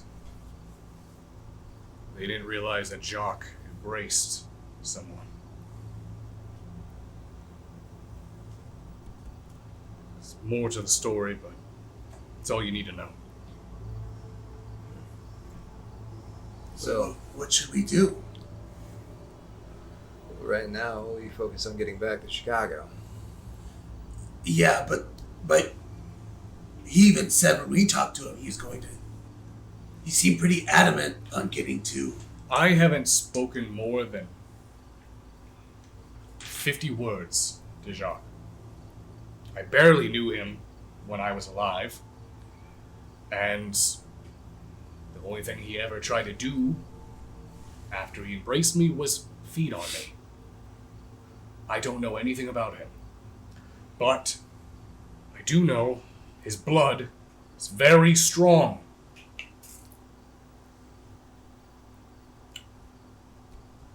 So if he's going to cause problems, that is a problem for not just me, everyone around me, and Chicago, and Kevin. Maybe we should just try to team up with him. Convince him to join the good side. Good side? Yeah, our side. You think we're the good side? Yeah, that's what I did to you guys. I got you guys on the right side. What do you... So anyways, let's get to LA, Right. meet with the contact, and we need to be on high alert. So that means we're up every night until we get to LA. Fantastic. That's what I'm talking about. I give it 4 days. 4 days until... Oh, never mind. Never mind. So now we're the pirates. Sure, Memphis. Sure. What do you know about pirates? Yo ho ho and a bottle of rum. That's... God, you're terrible. Arr, matey. I's be Memphis pirate. So, as our three kindred drift there in the open sea, the ship begins to regain control and set sail once again. We're going to go to break. All right. We'll be right back. We're going to take a short, I think the commercial's like 10 minutes long? Yeah. Okay. About a 10-minute break. Get some snacks. Refresh your blood wine. We will return shortly. Commercial button. Button. Man, he said he was going to be here. I don't know where he's at. Alistair! Hey, Alistair! What? God, where did he go? Who are you? Holy shit! Alistair, it's me. It's from Captain Camarilla. Captain, wait, that was years ago. What do you... Yeah, the prince wanted a second one. So he sent me here. He said you'd be here, and we just filmed. A second one about what? About whatever's going on here. Elysium? Yeah. All right. Welcome, kindred. Tonight we're going to be going over court. Welcome to Elysium.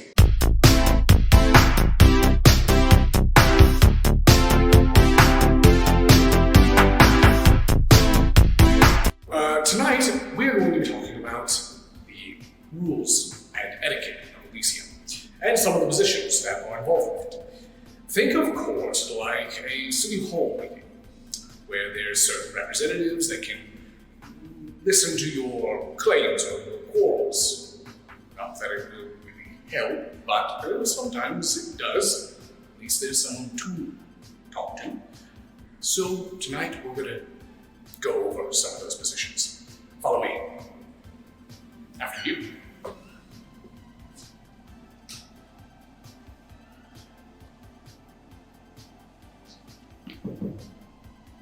Is it? This is dead. That's not a joke. Alright, anyways, first things first, when you get into court, is you need to do a weapons check. Weapons are prohibited, so you'll have to meet someone at the door. Hey, there we are, Sheriff. How are you doing? Doing good, doing good. So you're grabbing all the weapons and everything? Do you have any weapons on you? I do not have any weapons on me. But if I did, I would act. No, wait, I do have one. The prince is wearing it. Yes. The prince told me to bring this. That's why I actually came tonight. It's a squirt gun. Oh, yeah, a squirt gun. It's filled with acid. I don't know. It's just what the prince likes to use. Are you just eating? Are you just eating a bag of cocaine? We are in Miami. There's a reason why the Camarilla are not in control of Miami. Alright, well, let's move on. So, once you get done with the weapons check, one of the next things you want to do is start mingling and socialize. You never know who's going to show up to these things, so let's go ahead and get a feel of the room. Looks like the sheriff is still eating cocaine, so that's good. Looks like Seneschal's going over her notes, probably wondering what the hell the prince is. And we have an Anarch here, the one with the really colorful shirt. Let's watch this. This could be interesting. So, we got two. Repeat after me. Two of you! Two! Two of you!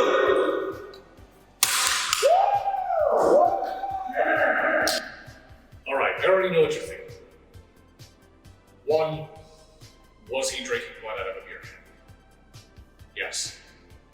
Two, is that normal for Alex? Also yes. Sorry, I wish I could introduce you to the prince. That's who, biggest position here at Elysium. I don't know where he's at. He should be here by now. Oh, hello there, Jeets. This is the camera crew that the prince wants for to teach all the newly embraced about Elysium court. You see, this is a primogen for Clan Bruja. There's one of every clan in each domain. So if you are newly embraced Bruja, then this is the top guy. This is who you go and talk to.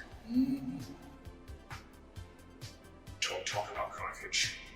Don't bring up Carthage. Don't bring up Carthage. Please don't talk about Carthage.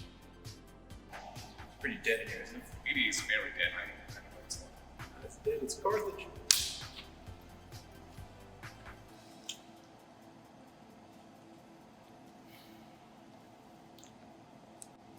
So, some of the other positions that are typically here are things like the Hound and the Scourge. The Scourge is sort of like border patrol. They protect the domain outside, or at least on the border of it. Specifically, if you have a werewolf or a Sabbat problem. Two really bad things. We'll go over those another night. This is actually, Miami's not really Camarilla rat. It's sort of a Sabbat rat thing. Other than that, we also have the Keeper of Elysium, who is like the host. They are supposed to essentially run the event and make sure everything goes fine, like a good host would. It's very strange and unusual that this is this small here. Normally it's a lot bigger, a lot more kindred. Oh! Good evening, Adelaide. How are you? I'm great. How about yourself? I'm doing splendid. Oh, that's nice. This is Adelaide. This is the Harpy. She is responsible for keeping track of all the boons and favors that all the kindred have in the city. So, which you do such a splendid job at. You do a great job yourself. Oh, yes, that's, she's so good. I really don't like him. Well, I hope you have a great night. Oh, you as well. Oh, yes, always lovely. Lovely, lovely, lovely. She is insufferable. They despise her. But the Harpy is one of the only other positions, besides the prince, that can Honestly, fuck your my fuck.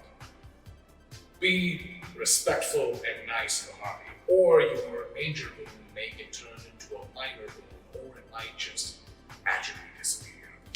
All right, everyone. It's been 5 hours. Prince still isn't here. I really don't think he's going to show up. So, at this point, we can wait another hour. No, well, I ain't waiting another fucking. I spent 5 hours. I got so much shit to do. See you, Alistair. Take it easy, man.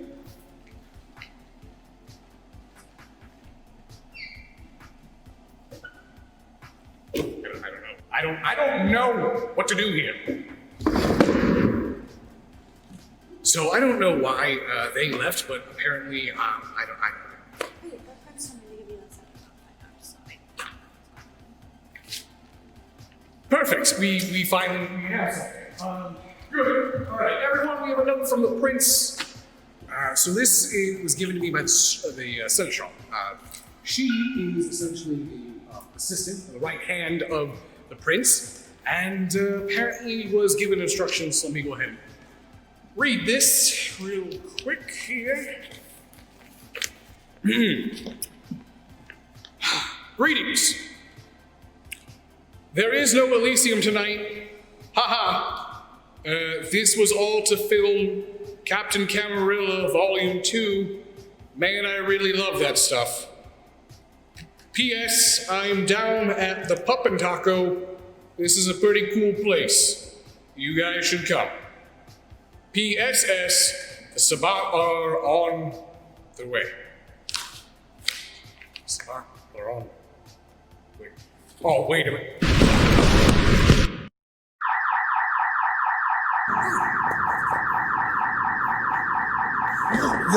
Oh God!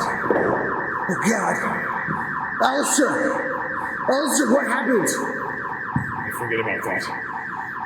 Listen, Kindred, here's one more position we can talk about tonight. My name isn't Alistair for no reason.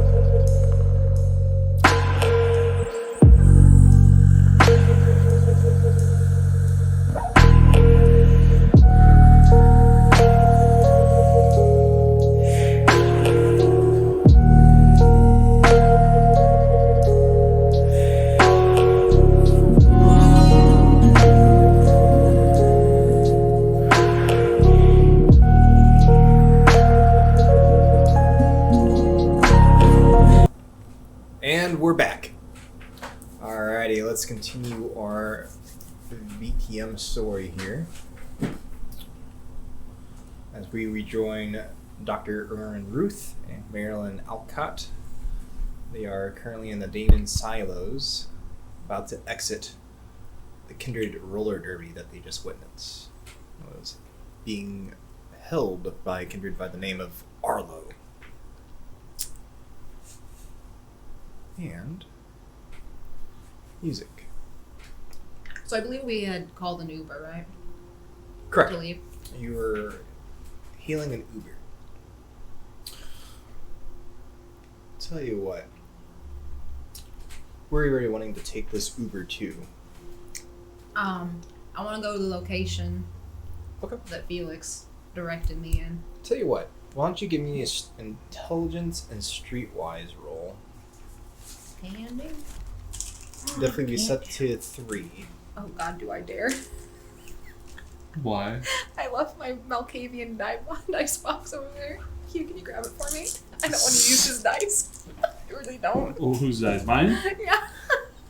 Oh, fucking wow. I'm just being honest. My dice Thank are you. fine, okay? I did a thing, cleansed them, and they're always got this smoky quartz in there for luck. Intelligence and streetwise. We're you said? good. Yep, it is going to be an intelligence streetwise roll. Definitely be set to 3. Okay. 4. 4. Fantastic. So you start mulling over the information that Felix has fed you, and you start to think about it. Riverview Park. You remember there used to be an amusement park within Chicago. It's now in a location called Lakeview. It's right on the riverfront there. Nearby, there is a Derby Institute, and there's several schools around it. All right. You know to take the Uber to North Rockwell Street to take you right around the location you need to be. All right. I'm gonna put that in for the directions for Uber. Okay.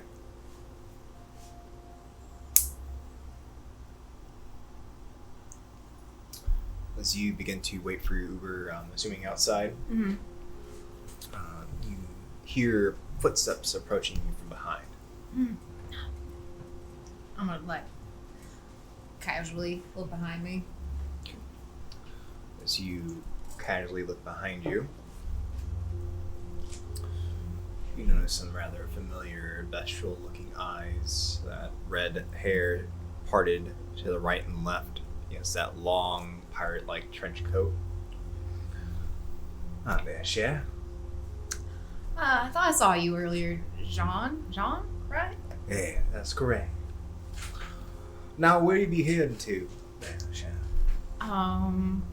Nowhere in particular. Why are you asking? Also, what are you doing here?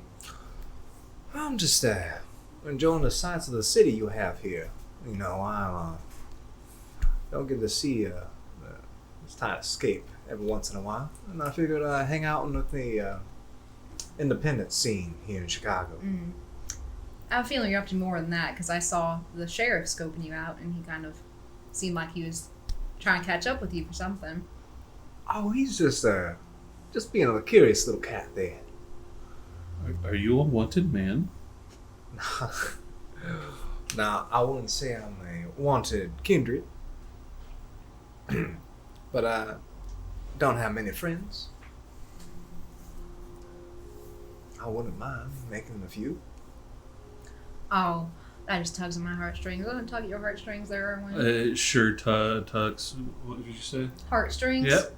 Oh, please, we have you could say, history, don't we? I got you a lot out of that goblin market. Yeah, you did. You have a point. That's true. I'll tell you what, you can tag along with us for a little bit. There's gonna be a certain point where I'm gonna need you to not tag along with us because it's kind of secret stuff, you know? Ah, well, I do appreciate it. As through you await, your Uber eventually pulls up and the driver waits for you to get into the vehicle. I'm hopping. And you hop in. You notice John hops into the passenger seat. All right. Where are we off to? We're gonna go. Okay, so it's gonna look weird first. It's like an old abandoned amusement park looking place. Oh, I didn't know you had a fair in town. Well, I think it used to be one. I don't think it's running anymore. So the Uber driver is clicking on his phone. So are you guys going to the park? I'll look over. Does it look right?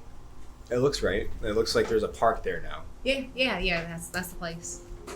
Okay. Why? It's kind of late. We're fine. I got people with. We'll be fine. It's all right.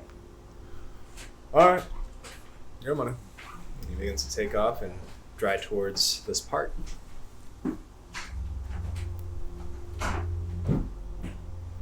As you begin to drive off and you begin to head towards the address that you deliver to the Uber driver. It's a rather quiet night. John's kind of humming a tune to himself, and he looks over to the back seat. Now, besides this really fancy roller derby that you had here, is there anything else you kids would like to do? Oh, I'm sorry. He looks over towards the driver. Did I say something? The driver kind of looks at him. This odd look. Just stares back at the road. Oh, is there anything you young people like to do at these kind of nights? Well, I like to go ghost hunt sometimes. Ghost hunt? Yeah. Hmm. You ever done that? You could say that. I have access to a place that there's quite a few ghosts. Where? It's a little far from here. Kinda. It's just right on the other street, you could say. You gotta take me sometime. Oh, you wanna Not right go? now. I'm busy. I got a lot of stuff going on tonight. I can't do it tonight. I can't tell you what I'm doing either. So don't ask. Okay. And Erwin likes to read books or something. I do, but I've never told you. He begins to reach, and you hear something jingle. Sounds like keys. You see him bring that key ring up again, and he starts to slide him across the ring. And he comes to one onyx in color. It's very spiky looking. Now this right here, this one right here would take us where you want to go. Or I feel like there's a catch coming on. I don't know. There's no catch. There's a venture. If you want to see where ghosts come from. I'm in. Erwin, are you in? Not tonight though. No. How long are you gonna be in town? Oh, well, I'm just waiting for well, my father went out on a seafaring trip. He's trying to catch a couple rather large fish. Ah. I see. So you're gonna be here for a few days then? I'll Like be maybe here tomorrow? What about tomorrow night? We can see about tomorrow night if I run into you. The car comes to a stop.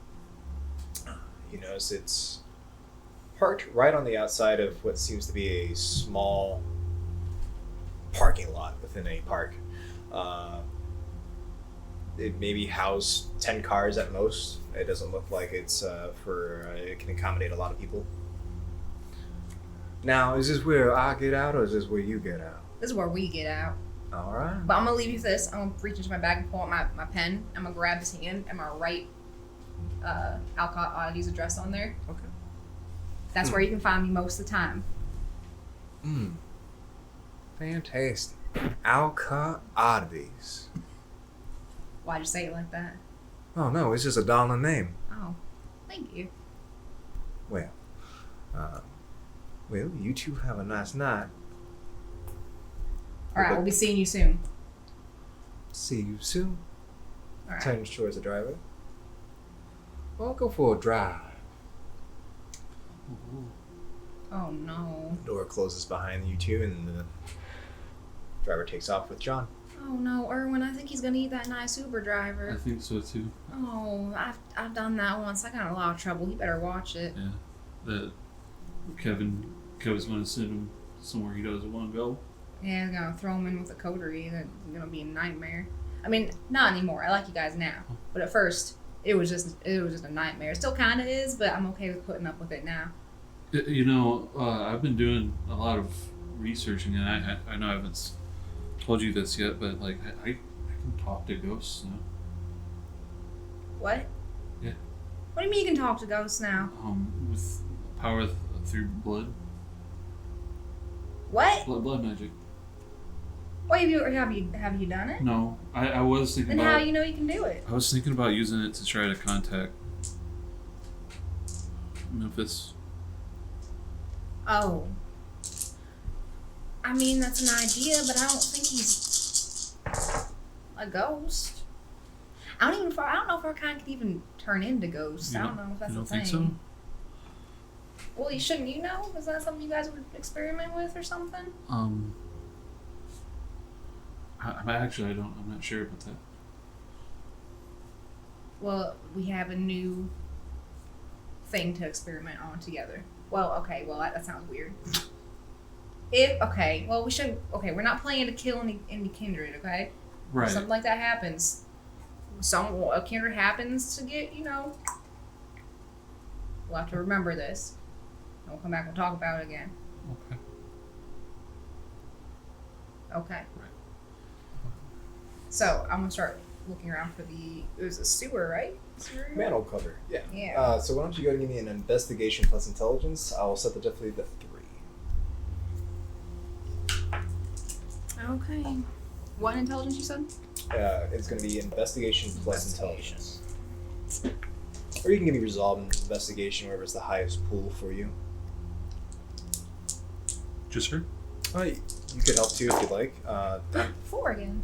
No, she's disclosed what you're exactly looking for, though. Yeah, that's true. Well, I'll keep my eye out for anything that's out of the ordinary. Okay, what'd you get? 4. 4? Okay. You begin searching around. It is a rather small parking lot. As you do, you see off into the distance, there's this cement platform that has a manhole cover on top of it. That could be the one, possibly. You're aware that you're in Clark Playlot Park. It's a rather large park on the riverfront here. Alright. I'm gonna point to it. Alright, Erwin, that's where I think we need to go. Yeah. Okay. Are you still alright with doing this? Yeah. Do you have a light? I have my phone light. Okay. Are you scared of the dark? No. Scared of the dark. Would you like a blood bag? Not right now. We're on an important mission right now, okay? You gotta be serious. Okay. You can't be walking around in the park sipping on blood bags, okay? Okay. Alright, let's go. I'm gonna need you to open that for me. I probably can't do it. Oh, actually, okay. What type of lock is it? It is just a manhole cover, so you would need to do a, go ahead and give me strength and athletics. I need 2. So I'm rolling straight hunger die. Oh no.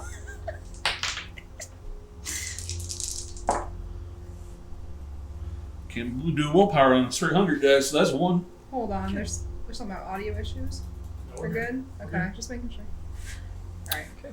As you go to pick up the manhole cover, you notice Erwin's having a tough time. He gets it up, but it goes crooked and it's still within the hole. Now it's just kind of tilted and landing on the edge of it. Alright, well done. Thank you. I'm gonna try and move it the rest of the way, out of the way. Go ahead and give me strength and athletics. It's gonna be Are you in the same boat I am? You are? 3! I've been getting all successes. You notice Marilyn crouches over and she just kind of tosses off to the side. I clearly loosened it. Yeah, thanks for getting that started for me. I really appreciate it. I don't know what I'd do without you, Erwin. You can go down first. Okay.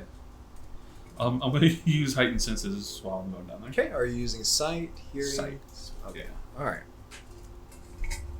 As you begin to go down this manhole cover, climbing the ladder down, you finally get into the sewer, and that damp sewer smell and bio fills your nostrils.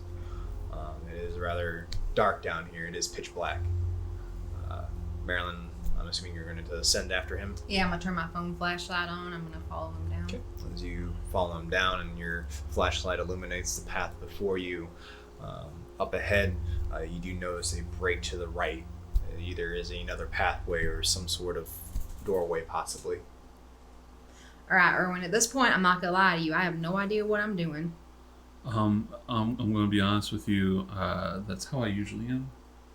Oh, Erwin, we have a lot more in common than I thought. Yeah. Wow, we really shouldn't be doing this together. We're probably getting ourselves in some trouble. No, we'll be fine.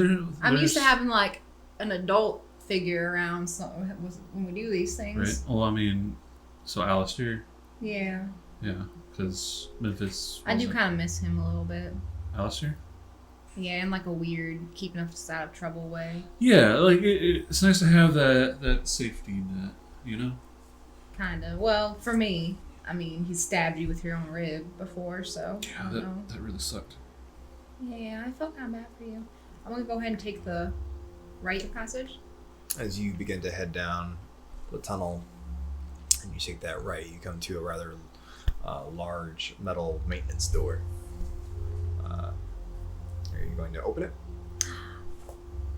Alright, I remember now. This is the right door, I think. I think I did it my first try. Yeah, I'm gonna try to open it. Okay. As you go to open it, it takes a bit. Why don't you go and give me another strength and athletics? Same difficulty, 2. Watch when it counts. I'm not gonna be able to fucking do it. 2. Okay. It's a little rusted. It takes a bit, and you're kind of sprayed with dust and debris and moisture as you open the door, and it creaks open. As you make your way in, it's lightly dimmed by a fluorescent bulb. On the inside, you see some tools and it looks like parts or what have you spread out and clutter. Doesn't look like anybody's been down here in a while. It looks abandoned. You see empty pop cans, several wrappings, and debris. Maybe homeless have lived here in the past. Alright, Erwin, I'm gonna level with you, alright? Did I tell you why I'm coming down here?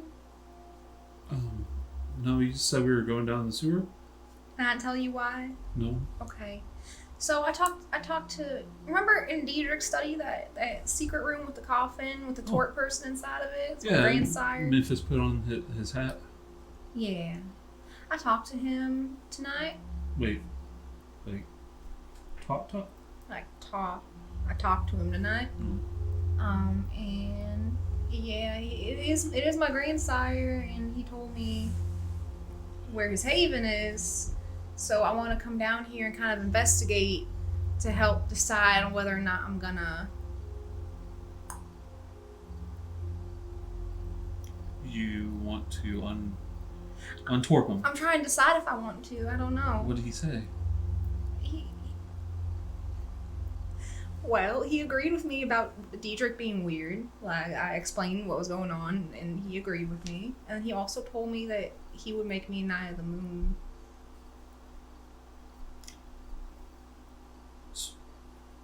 I also found his sword in there, and so he had the ring too. So it sounds like he's promising you everything you might want just to it's give really him everything cool. he wants. What's everything he wants? Not he be just wants, torched, well, maybe? yeah, wouldn't you want that too? What's so weird about that? I mean, true. We don't exactly know why he was torped, though. Yeah, but I think it's just weird because Diedrich's lied to me this whole time. Which is also concerning. That's why we're here. I want to do some digging. I was hoping you would help me. Sure. Look for any, I don't know, like journals and anything that he might have written. Okay. Any accounts of what was going on. I'm not going to get the truth out of Diedrich, and I'm probably not going to get the truth out of him. So they're both... Could be lying, yeah. Okay, sure, let's find out. Okay. I want to start going through Okay. investigating. So if anybody who wants to investigate, could you please give me an intelligence and investigation roll, or resolve intelligence, not resolve intelligence, but resolve an investigation, whatever's the highest pool for you.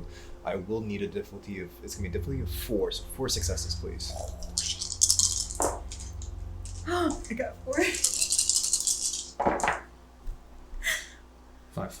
All right, with ease, with Critical you success. working together, you begin to notice, Marilyn, there is a poster behind what appears to be a rack.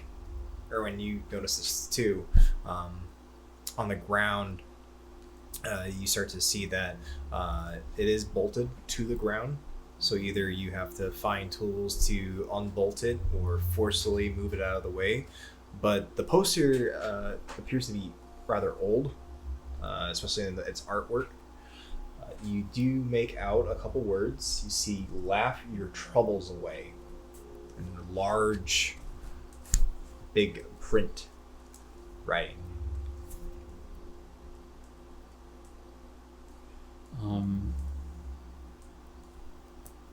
Okay. You said there was tools in here? Yeah. I'll look for something that might help work on these bolts. Sure. You find some tools that could do the job.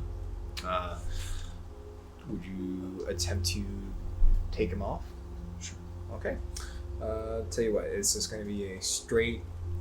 I just need one success from you. Give me strength You and can do it. athletics. You can do it. Straightforward roll. Okay, I got one. At least. All right. You notice Erwin, he quickly gets to work as he gets on his hands and knees and begins to unfasten these bolts. You start to notice that the rack begins to wobble as you loosen the last bolt. And what would you like to do? Can I like hear him or see him doing this? Oh yeah, you can see him. He's working. He's unfastening the bolts from the ground, and the rack is now loose and it begins to wobble back and forth. What's this all about? I think there's something here. Well, open it. I want to move it. Okay, you're gonna move it. You begin to slide it. You notice there's some toolboxes that begin to fall off. Empty jars fall to the ground and shatter. Eventually, you move this rack across. It gets easier and easier as things fall off of the rack.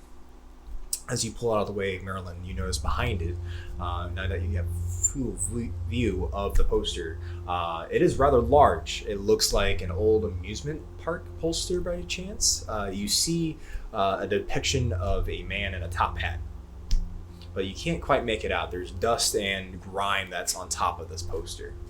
I want to take out my phone light and I'll use my hand like to gently try Gently, kind of smear brush it off. Okay. As you begin to brush it all off, you make out an individual with a finely waxed mustache and goatee. He has a resemblance similar to Felix with a top hat. Right across the top of the poster says "Freak Show," and you see a depiction of an amusement park in the back of this individual. Oh yeah, this must be Felix. He was saying he was a ringmaster of sorts. Huh. So you put your hand against it, Marilyn. You notice it feels like loose wood. It feels like some sort of particle board or what have you. It's light. It kind of bounces a bit. There's something behind this. Can you pull it off, or will you go just through it? I don't know if you like knock around. Does it feel hollow, the entire behind of it? It feels hollow. It feels like it's bouncing. Like there's either some sort of lock mechanism on the other side or something that's fastened to it. I want to start feeling around for where I You can begin open. feeling around. You start to make out the edges of this wooden door, and it comes all the way down to the floor. As you try to tug on it, there's something behind it that's keeping it from opening. There's something. I think it's stuck on something. I can't get it open. Is there like a crowbar or something in that? There are tools in there. You could use some tools to pry it open. There's a screwdriver. Yeah, I want to try that. Okay. Go ahead and give me strength and athletics. Specifically the 2. 2. All right, you takes a bit of force and you actually slam your palm against it, and the wood gives away, and you watch as a lock falls to the ground. It appears the wood is moldy and almost completely dilapidated. As the door begins to creak open, and you're hit with this cool breeze, and it opens up to this dark hole that leads into who knows.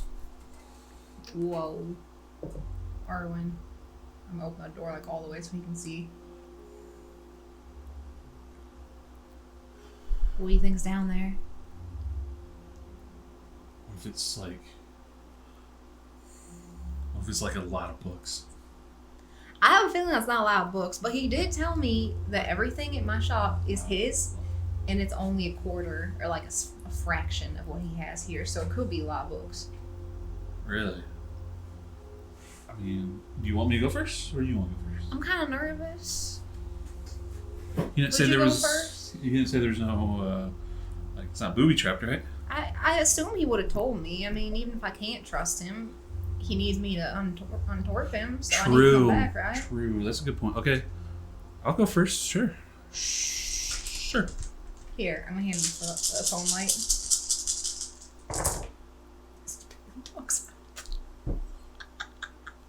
What? All right. So who's going down first? I don't know. I have the light too. The light. Okay. So you're flashing the light. As you flash the light down the hole, you notice there is a ladder. Okay. All right. I'll go down the ladder then. Okay. As you start going down the ladder, it is rather slick. It is moist. You start to look around you and you see that this hole was crudely dug. Either it was dug by shovel or what have you. You start to make your way down, and you notice as you're climbing, some of the pegs are missing of the ladder. Why don't you give me a dex and athletics? I need you to beat a 2. You got this.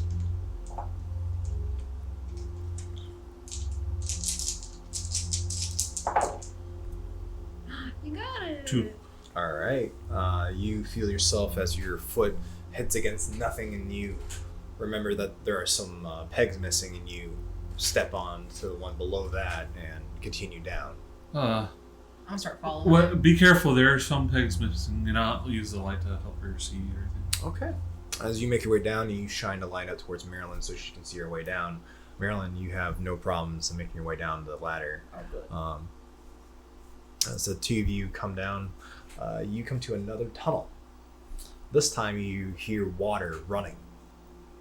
As you check your surroundings and you flash the light around, the first thing you're greeted with to the right-hand side against the wall is a rather large metal box with a switch. As you pan the light back and you look at Marilyn, you stop for a second as you see a large swan. Swan? What? Do I see it? Yes. You see it's a rather large swan paddle boat. Oh my god, I'm tip- gonna run over to it. You're gonna run over to it. As you run over towards it, you notice it's sitting in a rather sizable body of water. It is floating.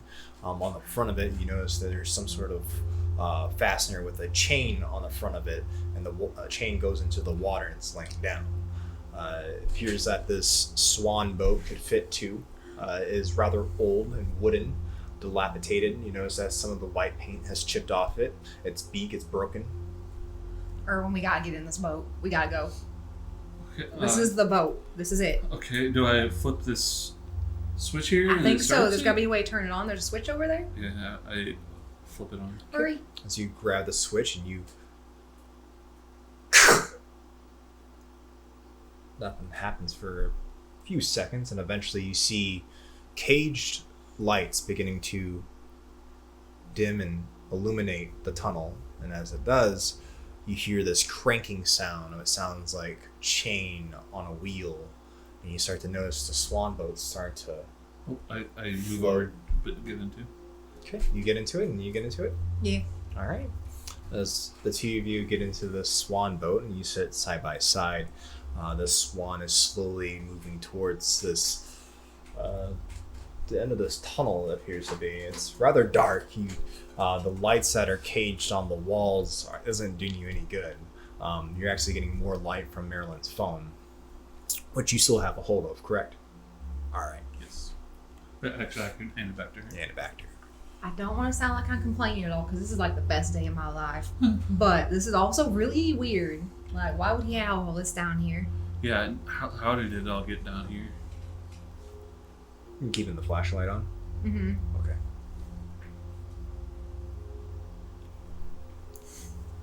As you head down this tunnel, it goes on for a bit. You don't see anything to the right or left you other than those cage lights. You notice that majority of them are not working. This has probably been down here for years and years and possibly decades. As you make your way towards the end of the tunnel, you notice the ride stops. And as it stops, it kind of rocks back and forth a bit. What's an awareness, Kindred? Oh no. Oh my god. Zombie? No. Zombie?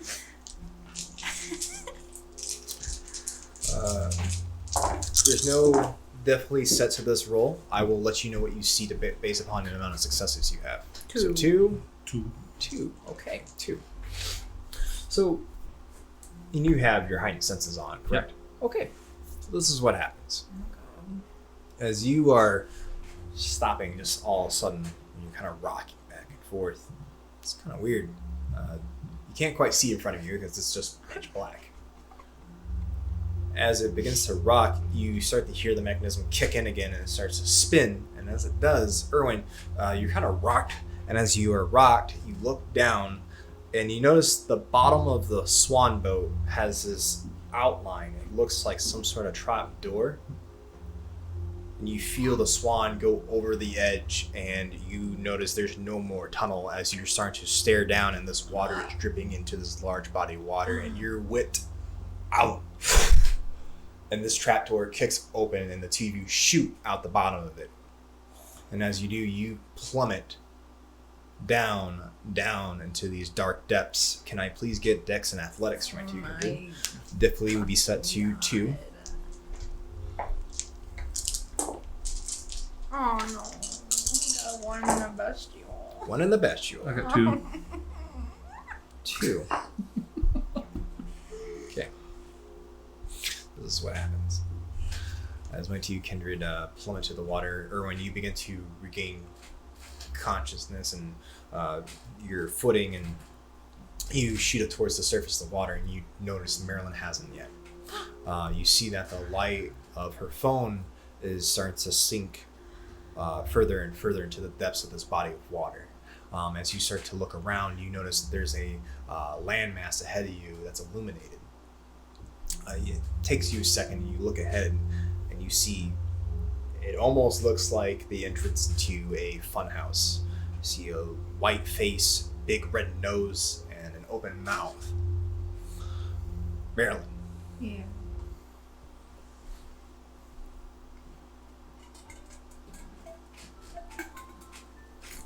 As you begin to drift into these dark waters, and you hit your head going down, and start to regain composure. You notice your phone is beginning to drift away from you. You lost your grip on it. As the light begins to fade, you start to look around in the murky water. It appears clear. There's a few debris here and there, some rocks. It's dirty. As you look to the right and left of you, and you look forward, and as you do, you see a face. You see this porcelain face, female. You see long black hair floating in the water, and her hand extended out and palm. Like an actual person? Doesn't it look like a statue or something? It looks like a statue, but the hair looks very real. Under the water? Oh god, alright. I want to try like touching his hand. It feels smooth. You touch it. It feels hard like stone. Oh god, alright. Oh. Can I tell which way he's up? You know what's very up. Alright. Ugh. As you snap up to look the way up, you see Erwin waiting in the water. As you snap back down, you feel those porcelain hands resting against the right and left of your face. Oh my god. Alright, I'll try to swim up. Okay, as quickly. you drift out of that grip, and you notice that statue is a lot closer than it was. And you start to float up, your phone drifting off into the darkness. You wade next to Erwin. Alright, we gotta get out, go. Don't ask questions, go. Get out of the water, go. I swim with purpose. You swim with purpose. Okay, as if two of you make out of the water as fast as you can, you come ashore. Marilyn, you now see this landmass, and before you, as the two of you are dripping wet, and you recover yourself, and you look back to where you once came, you see that wooden swan swinging back and forth on a chain with his trapdoor open, the tunnel dripping a waterfall of water into the body of water and you look around, you're in some sort of cavern. You see stalactites and stalagmites, and as you look front and center, this is large clown face with an opening in its mouth leading into who knows where.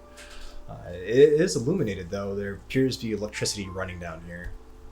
I turn back around and nothing in the water. Oh, okay. You don't know why she's so panicked. Yeah, that immediately when she asked or acted panicked, made me feel like something was chasing us. So Yeah, there's something in there. what? It looked like a statue, but it wasn't a statue. I looked away for 1 second. And it was touching my face. Oh. It was like a creepy doll, but not in a good way. It's like not one I would collect. I would never take that home. Like what? How big was it? It was like a statue. It was like a real life, like a It size person. It looked like a real size person. It was porcelain, but the hair looked very real. That sounds. There was something wrong with it. Terrifying. Okay, let's not go back in the water then. God, Alistair's gonna kill me. Why? I dropped my phone. Oh. I was gonna go get it, but I'm not going back in there. Not with that thing. I was afraid it was gonna grab me by the ankle like in those movies. It was gonna drag me under. I know I can't drown, but I'm not dealing with that. True. What's awareness, Kindred? I need at least, give me at least 3. 2. 3. You got 2? Okay. Erwin, you begin to notice that there is a door that's ajar that leads into this funhouse, possibly. Marilyn, you notice this too, but as you are kind of paranoid and shifting back and forth, and you keep looking back towards that body of water, as you look back, you notice there's a head sticking out of the water, just the eyes level with the surface, and you see that black hair dripped side to side. Erwin, What? look. Tell me you see that. Do I see it? Okay. As the two of you turn back and see it, there's nothing there. You see that, right? I don't. What do you mean you don't see it? I don't. It's like pulling the skin out of the water like this. What? Oh my god.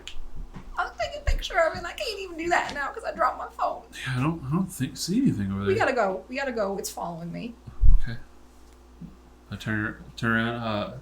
Looks like this door is slightly open. Alright. I'm gonna stop in the doorway and I'm gonna turn back around to look. There's nothing there. Oh, hold on. I'm gonna turn back towards the doorway. Okay. And I'm gonna turn back towards the water. It is just dark water. Alright, let's go. This place is giving me the heebie-jeebies. Okay. As my two kindred begin to proceed into this funhouse, the two of you come into looks like a living quarters. It's rather small and quaint. It's illuminated by several fluorescent bulbs and candlelight. Candlelight? Yes. Someone here? Lit candles? Lit candles that you would have to either take a match or a lighter to. Oh, Someone here? There's not supposed to be. He didn't tell me there'd be someone here. He said all he told me was this was his old haven. There might be a homeless person down here. So you begin looking around. It's a rather sizable couch, a large rug. There's a small study off to the left-hand corner of the room and a decently sized bookcase. On the right-hand side, though, you see a opening and looks like a railing that leads downwards. Oh my god, this is like a fun house. It's not fun. It's a creepy, bad fun house. It is a little creepy here. I'm gonna knock on like a wall or whatever's near to me. Okay. As you knock on a wall, there's Hello, is anyone here? no response. I don't like this, Erwin. Let's go down.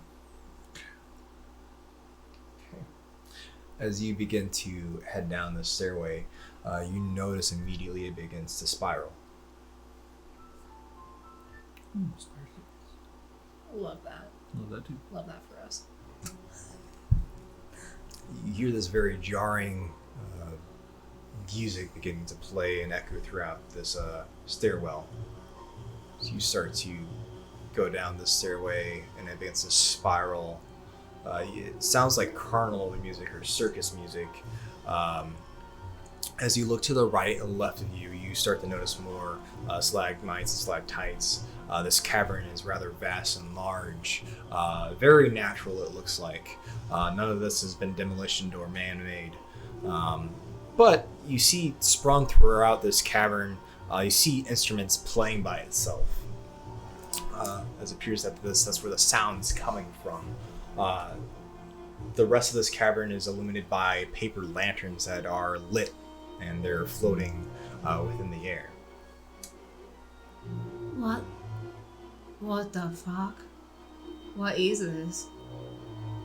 There's a lot of stuff down here. How is any of this still operating? How the candles are lit? What is going on? So you start to ascend down the spiral stairway, and you make your way down. You come to a brick pathway. And as you do, this rather quaint music begins to play. And you see to the right and left-hand side of this pathway, it looks like old cutout houses. They look wooden, crudely painted. As you start to stare at them, it appears they belong in an old movie set or if they belong in a play. You start to notice fake street lamps, but they're also lit by candlelight. So someone has to come up and light every single last one of them if they were to stay lit. Maybe he has a ghoul? He's been torped for like 30 years. I don't think he has a ghoul anymore. I don't know what this is. There's gotta be someone here though, or something. Could you please give me a wits and awareness test now?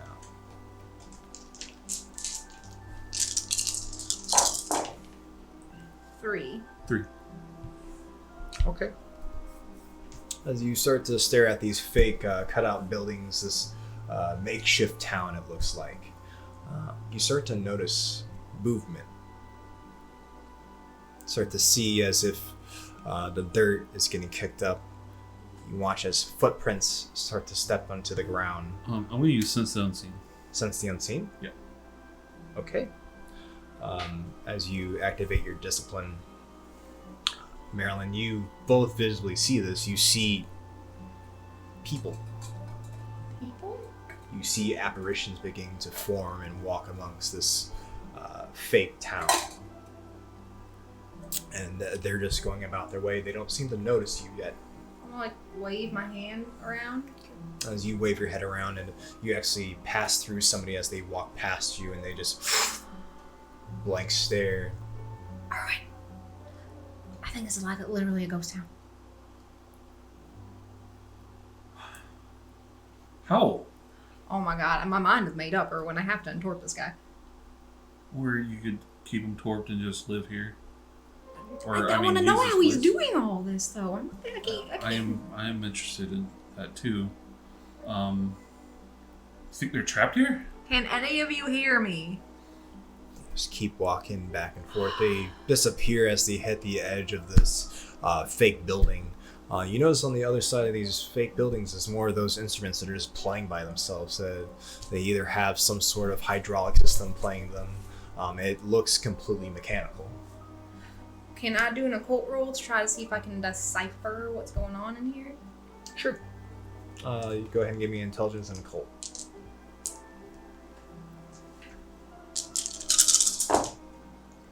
One, two, three, four. Oh, and two bestials. Two bestials. Okay. These apparitions, they appear to be static. They loop. You know, they start over and play again. So they look like either a residual haunt or what have you. Alright, so this is definitely residual, but I don't know why they'd be down here. I don't know if... Do you think they're trapped down here? No, it looks like they're trapped in a certain moment. Alright, well let's just keep going. I'm gonna keep pushing through. As you begin to walk through this fake town, You start to notice a lot of the buildings, the moisture has damaged the paint and begins to peel. These individuals keep trying to walk through the door and they disappear and they loop and repeat. The one thing you start to notice though is that their clothing doesn't match. The eras are not matching up with each other. You see a lot of people from either the 1920s, you see some 40s wardrobe. You even see some individuals that look like they either belong in the 80s. While we're walking through, I want to keep my eyes out for anything that looks like it might be like an object that could hold, like Traposphere or something. Something looks like out of place. Okay, something that looks very occult. Yeah. Okay. As you continue on, can I please get another wits and awareness?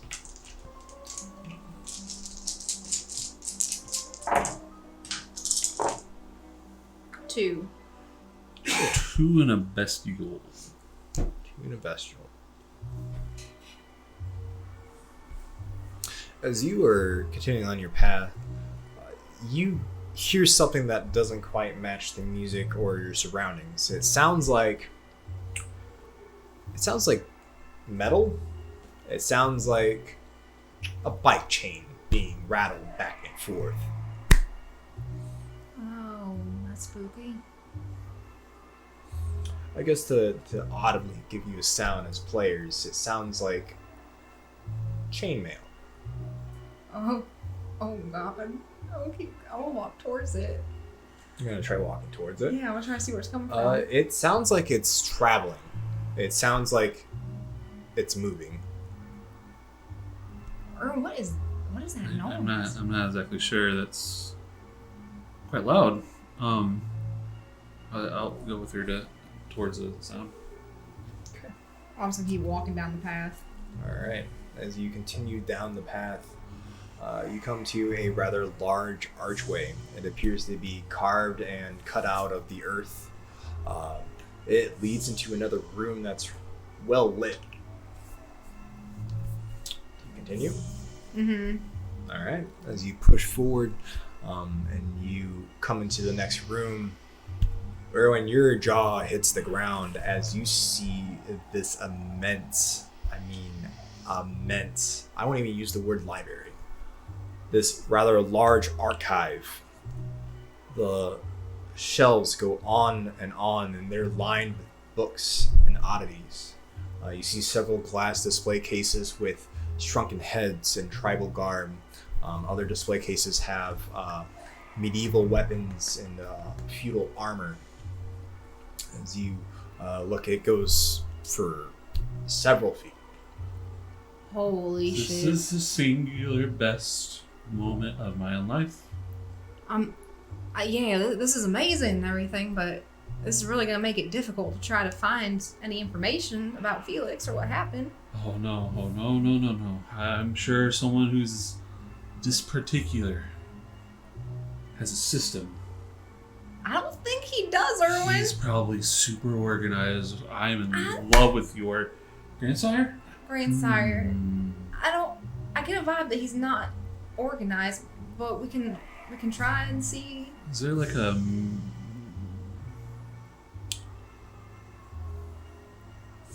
any type of way of discerning rows and numbers and stuff like that?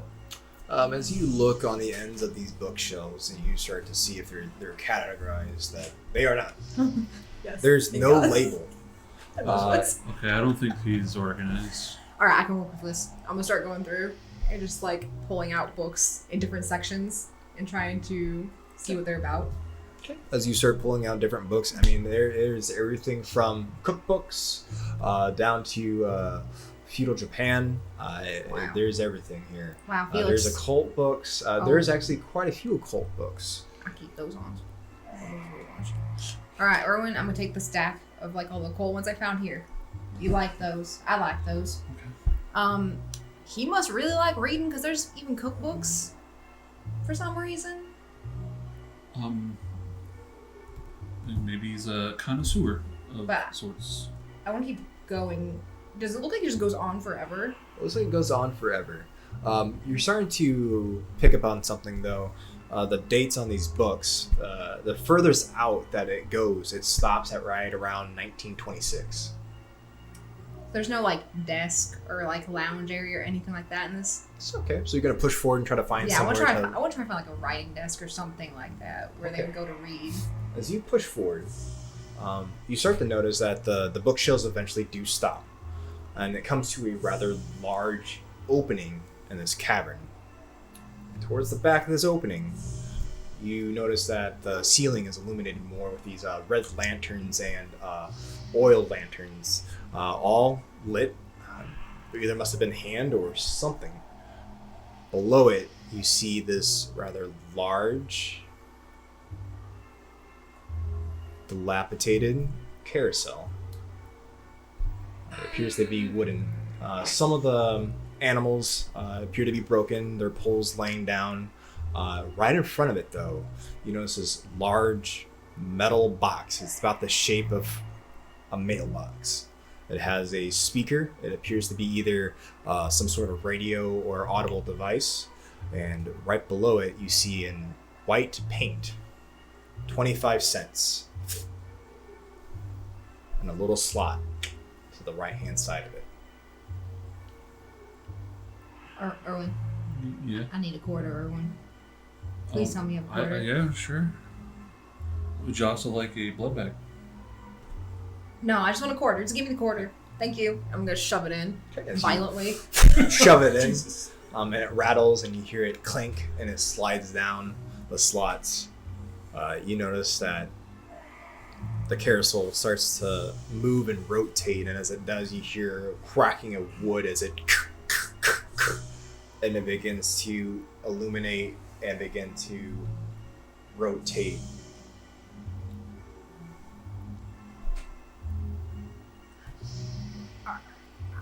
I'm not gonna lie, I'm gonna have a really In the news today, Oh my god. the boys come back home. That's right, the victors at the war.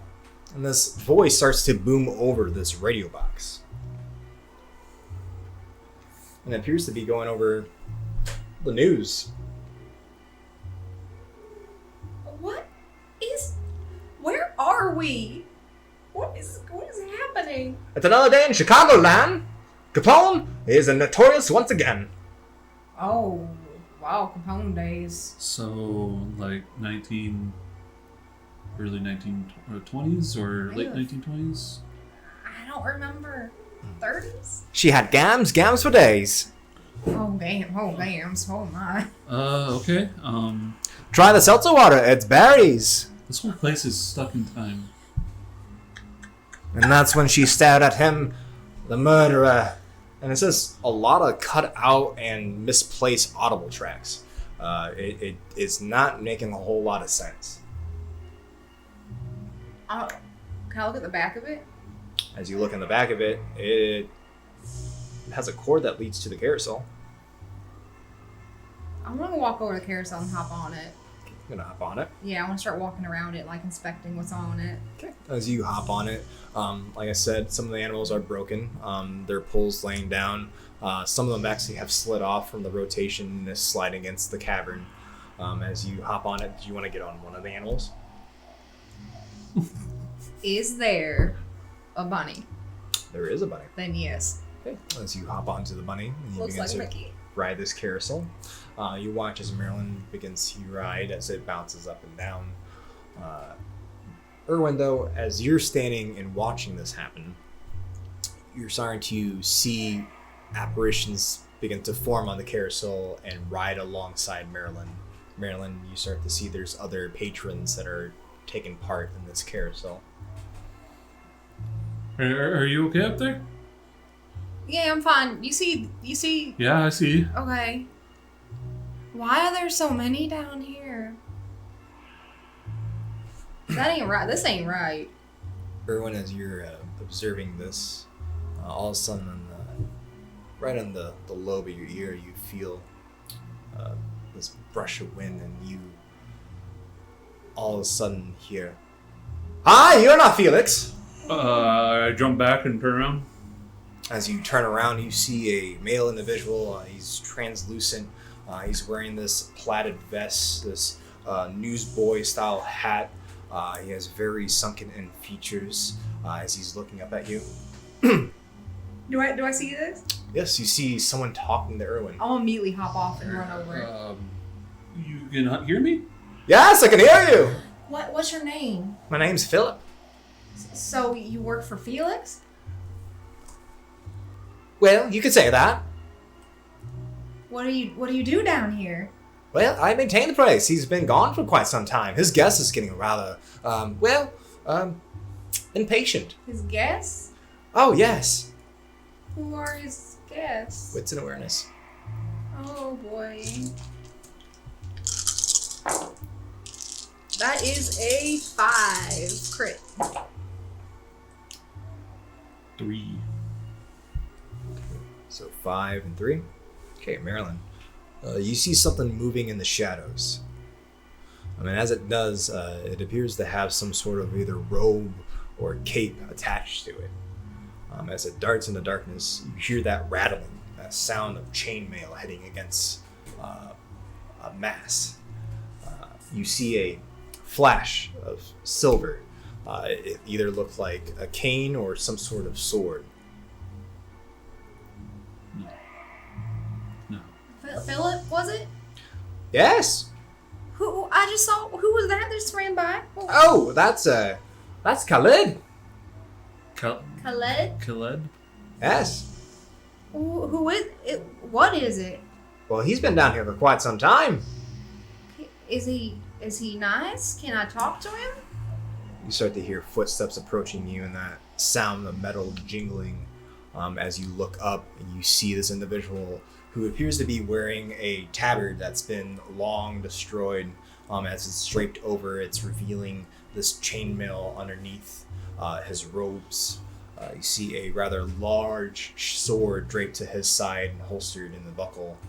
Pale skin, bit of pointed ears. You notice that his face has remaining burn marks. He has very Nosferatu-looking features. So, but he's Scorpio. You look Scorpio.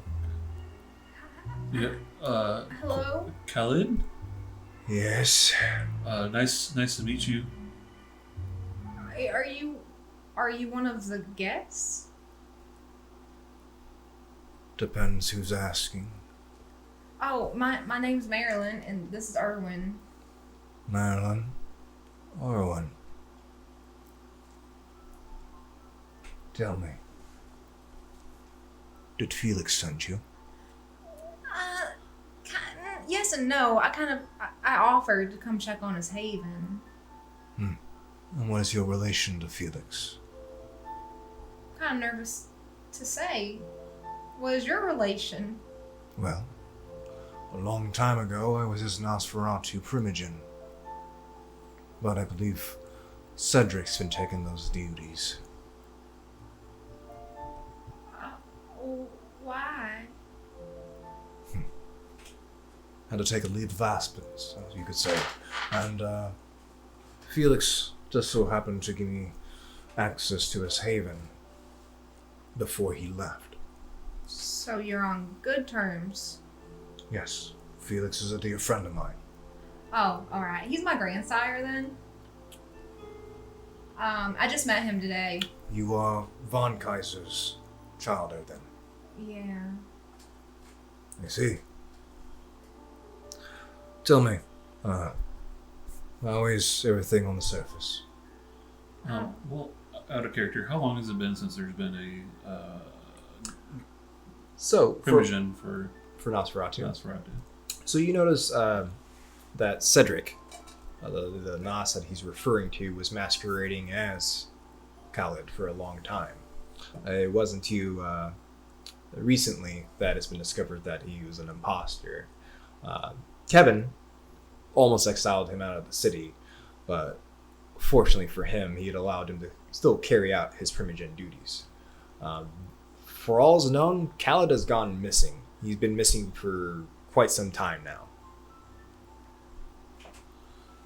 So, people have been wondering what happened to you. I've been watching from the shadows. Tell me, are you two kindred familiar with an individual by the name of Portia? Not intimately, but we've run into her a few times. Well, why do you ask? Tell me, do you know what she does? She's been doing these nights? Well, She owns a club. she's been involved with one of our coterie members pretty intimately. Yeah, he's unfortunately no longer with us. I don't. But yeah, they were having a fling of sorts. I see. She's really clingy. Well, if you are a friend of Felix and you are a grandchilder, maybe there's something we can discuss. Please, if you follow me, there's a rather more quaint place within this haven that we can discuss. Okay. Business. But are you the only one down here? Yes. Well, besides Philip. That's right, that's me. So he's he's intelligent spirit, yeah? Oh, yes, I'm very smart with the books. Well, not that, I didn't mean that way. Sorry. How long have you been down here, Philip? Turns towards Caleb and... Well, you've probably been down here for 80 years. What he said? Are That's a while. Are all the incorporeal spirits down here been down here that long? Well, some of them. And most of them don't seem to No. notice us. Yeah. Oh, they appear they can't cross over. I can't cross over either. Why are they here, though? Oh, I don't know. You don't know? Does That's Khalid know? Your grandsire had some hobbies. And one of those hobbies involved delving into the Shadowlands. Now, if you'd like, we could have more of a serious talk. Sure. And then, Yeah, lead the way. So it begins to lead you start to cross over, and you come to another tunnel. You come to a set of stone stairs that ascend up into a very similar living quarters, what was in the front of the amusement or fun house. He begins to sit down at a small tea table. please take a seat. I sit immediately. I would place the books I was carrying on the table if there is one. This room isn't as eccentric as the rest of the facility. As you begin to look around, it's very similar as far as decor as the first room. See, your grandsire, he needed someone to teach him how to swordplay. He had it in his mind that he was part of this grand order, the Knights of the Moon. He is, yeah. It's pretty cool. Yes. He's gonna teach me. It was an old ordo back in the day, I guess you can say, that was predominantly Malkavian based. They protected the seers. They weren't anything immaculate as what Felix was making them out to be, other than just bodyguards. Then he got experimental with his studies. He started tampering with things that he didn't quite understand, dealing with Philip's kind, wraiths.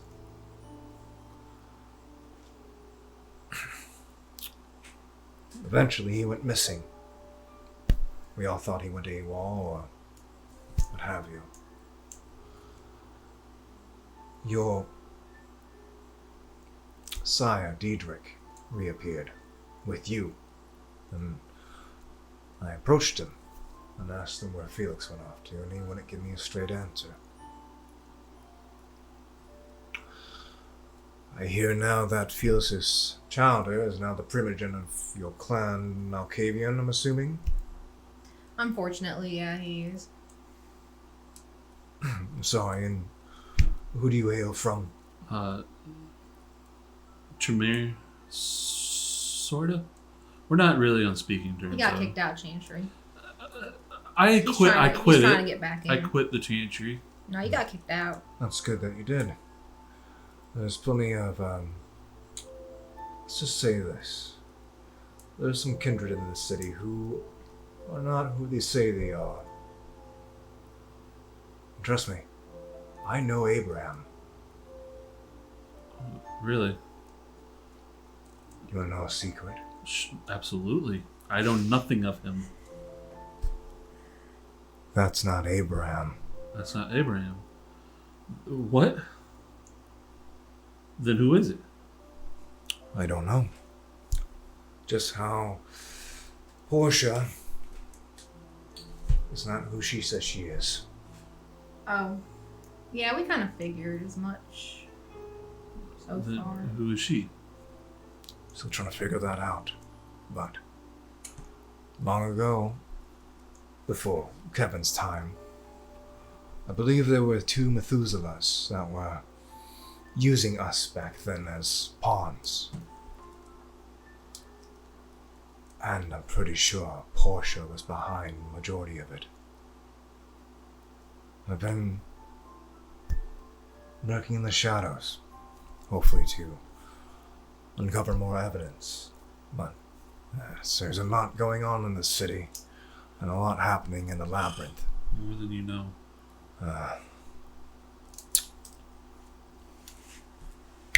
Listen, about Felix.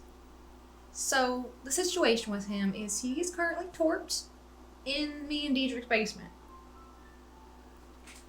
I just found him. I had no idea. Diedrich's been telling me this whole time that he was dead. Please, explain. The part about him being torped in the basement? Yes, why was he tortured? I don't know. I have no idea. I was hoping maybe you would have an idea. Diedrich never really talked about him.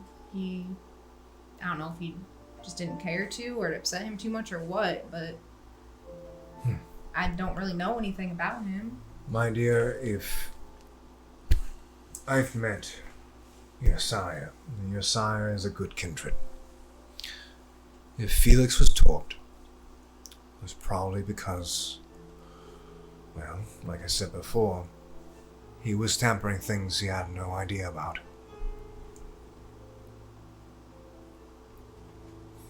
Between dealing in the depths of oblivion and Capula. You know of him. Yes, there's quite a bit of his research notes here still. Really? Would love to see those if I could. We've been dealing with him quite So a bit. he's getting all messed up with Capula? There's a few things, and him and this Kolthberg were on quite a few adventures with each other, and what they've uncovered and discovered and was quite amazing. This collection is part of it. Can you show us? Oh, certainly. The 2 Methuselahs you mentioned, I'm assuming you don't know their identities, but do you happen to know if they're both still in the city? Well, I'm aware of Portia's presence. Not entirely too sure if the other's still here. I remember coming out of this fog.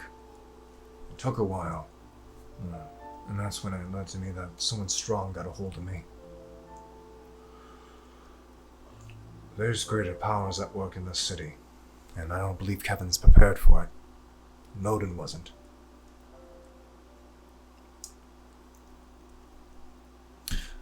Those notes, though.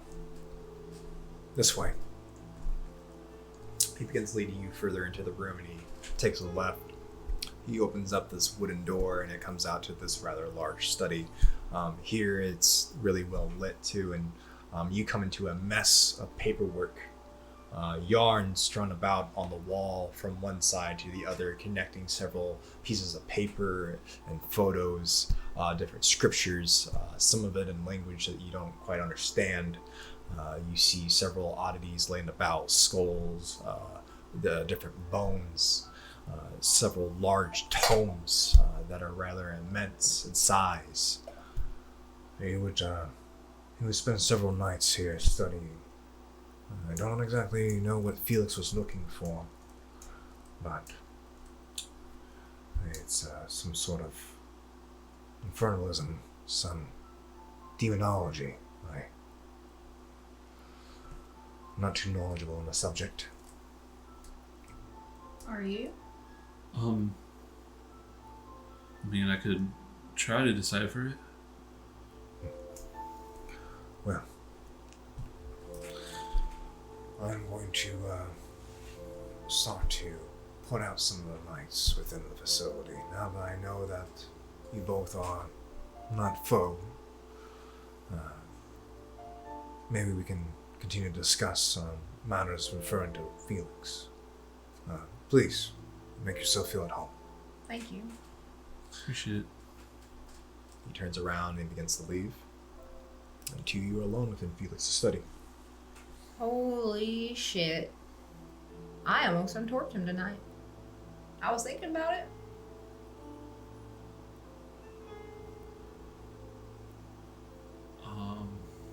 Are you alright? Yeah, that was a lot to unload there. Yeah. But I mean, maybe we should still look into it. Right? Still see what we can find while we're here. True. I mean, yeah. I mean, we're only looking. This is probably the safest way we could look into these kind of things, right? We're not facing Kapula himself, so this is safe. Well, this is where we're gonna get maybe some good information about what we can do. And he's got so many books.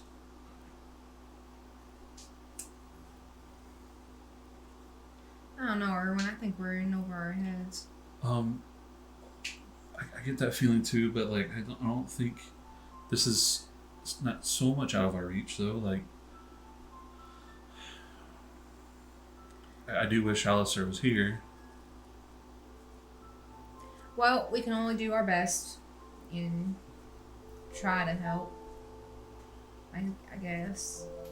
So let's get cracking and start going through some of the stuff. As you begin to cipher through his work, going over his notes, why don't you give me intelligence plus... Give me intelligence and occult roll, please. There's no base difficulty. Just let me know how many successes you get. 1, 2, 3. 3?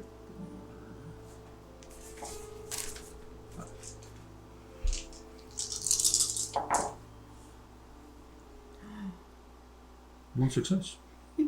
1 success. Okay. And 2 bestials. And 2 bestials.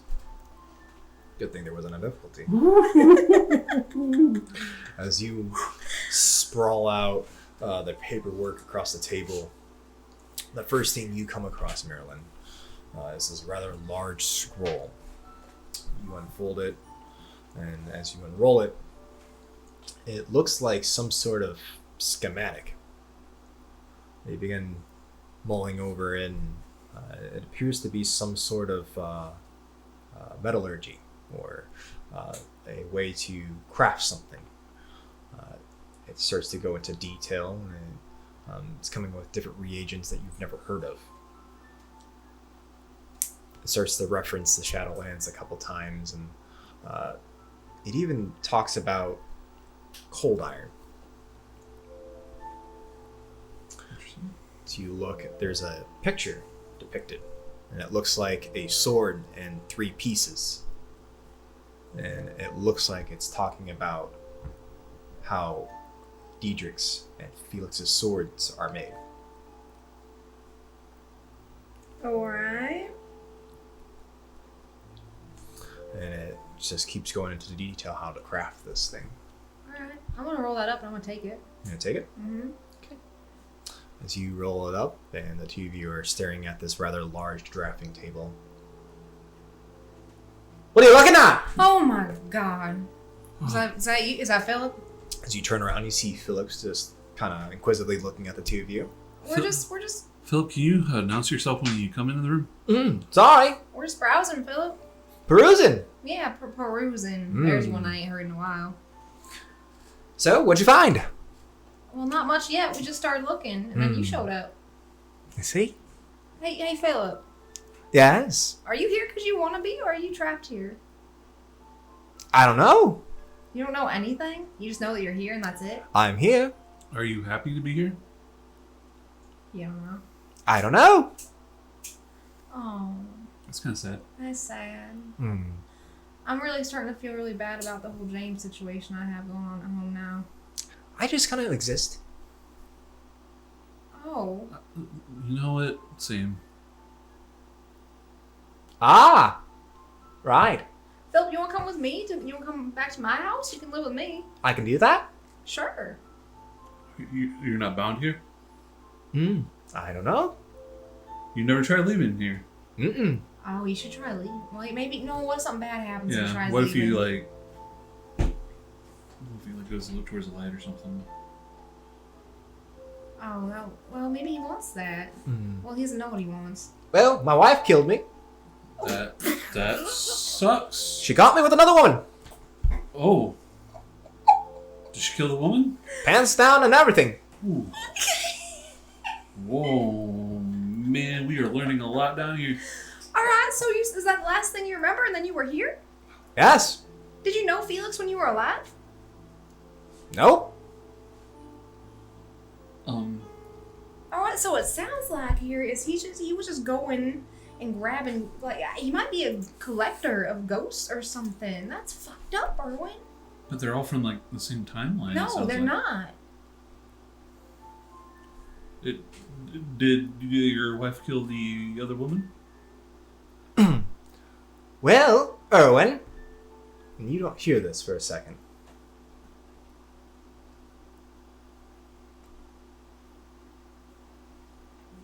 Willpower roll, please.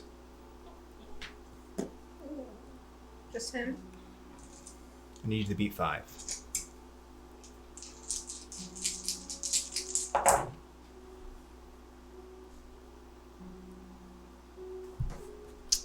Two.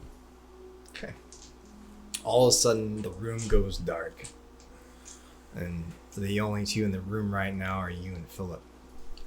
You watch as Philip's form, his eyes begin to go black. Well, Erwin. I think you forgot about our deal.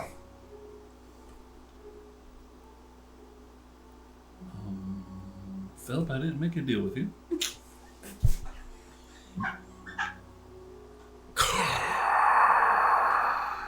You feel this moist air pass through you, and you watch as Philip's form dissipates.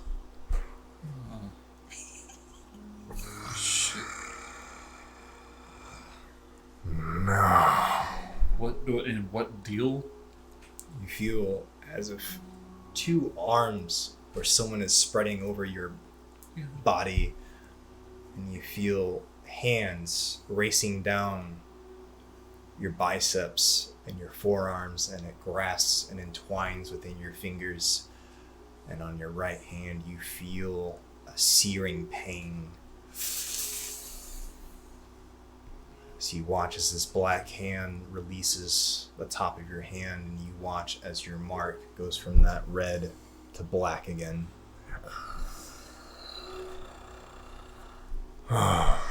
Isn't that better? Now, Erwin. Who said you could get a word of my gift?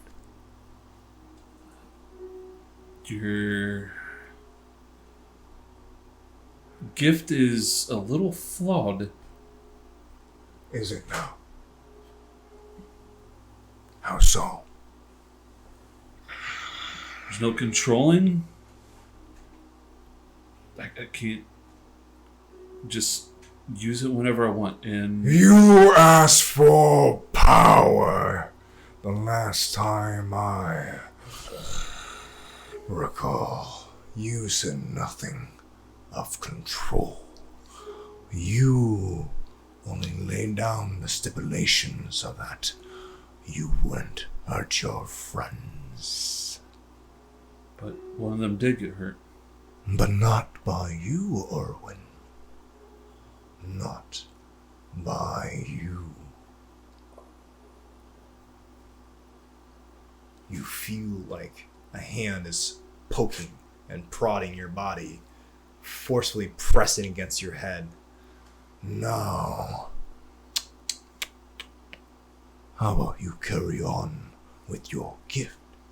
There's no returns. Oh, no. No, Erwin. You wanted power. You have it. But you've done very, very good tonight, Erwin. You've brought me back to a place I haven't been in quite some time. Erwin.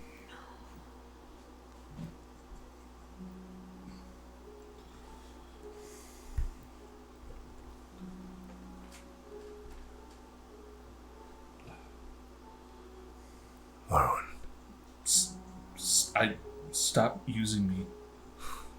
Using you. Using you. Erwin, you belong to me. And I tell you what, though, Abraham's never giving you praise, and I will say you are dying such a wonderful, wonderful job. Or, like some say, wunderbar, Erwin, wunderbar. And that's when we conclude the episode for tonight. Fuck. Oh. Oh no. Uh-oh. Help! Alistair! Where's Alistair? What? Did someone fuck up again? No. Erwin, you fucked up again! Not intentionally. No, you didn't, but it's only like you were manipulated by a demon. It's like kind of like what they do. Is, trick you. So, there's that. I have a million. I was hoping to answer some things, but no. Fantastic. If anyone wants a good visual representation of Felix's little hideout here in the carnival, look up House on the Rock from Wisconsin, because that's exactly what you were describing. It made me so happy. Yeah. That was really cool. I was the happiest I've ever been in that place. I really love both the first half and the second half. Oh my god. Very good. As Marcus said from chat, he said that it was like it's like watching a double feature. Yeah. Getting two different movies. That's pretty cool. Yeah. So, obviously, I'm having a lot of fun with the single shots. So, but do not fret. Our coterie is slowly making their way towards each other to be once reunited. So, well, unless something goes awry. You mean unless Memphis does something? Memphis, he just breathes. unless Memphis just starts driving the boat in a random direction. It's like, Alistair, we're going to Greece. I don't know why. I feel like we need to go to Greece. Oh my god, there's so many ghosts down there. What the fuck? A lot of ghosts. That's a lot of trips to the Shadowlands. Oh, okay. I'll save this question for after we're streaming. I don't want to read anything. Alrighty, so do we have any announcements? After Dark tomorrow, 7 p.m. Central. And I know it still is advertised that Chicago by Night is 8 p.m. Central, or 7 p.m. Central, but we are now doing 8 p.m. I need to update the time slot. So yeah, we're at 8 p.m. Central, Mondays for Chicago by Night. And I believe we are 42 subscribers away. We're painfully close. From the 1,000 subscribers on YouTube. Thank everyone so much who has already subscribed. I know we keep saying it, but we are just prepping for this celebration stream. I'm very excited to bring you guys a Call of Cthulhu game without internet interruptions. As tonight, we did not have a single drop, so praise Tempest, praise Cain, praise every dark lord that can possibly exist. Praise Levistus. Praise Lilith. Praise Asmodeus. Demon Daddy. But other than that, I don't think we have any other announcements. After dark tomorrow, D&D comes back. Our next episode D&D is on Sunday, so regular schedule. Chad and I are planning a stream this month for suicide prevention charity. We haven't picked one yet, but so far the plan is that we're going to stream a few hours of Among Us, so we can get a few people in. I'm hoping to get most of the NearDark crew playing, and then we can have a rotation of community members hop in the game and play with us. That'd be fun. So we'll feed you more information about that as it comes to us. Alrighty. Well, Elijah, you can try to see if the button will work. If not, I'll... Okay. Button? Let's see here. Alrighty. Put my finger on it there for you. Remember, Kindred, the best time to tell stories is whenever it's in your dark. Oh my god, Carl, he said it.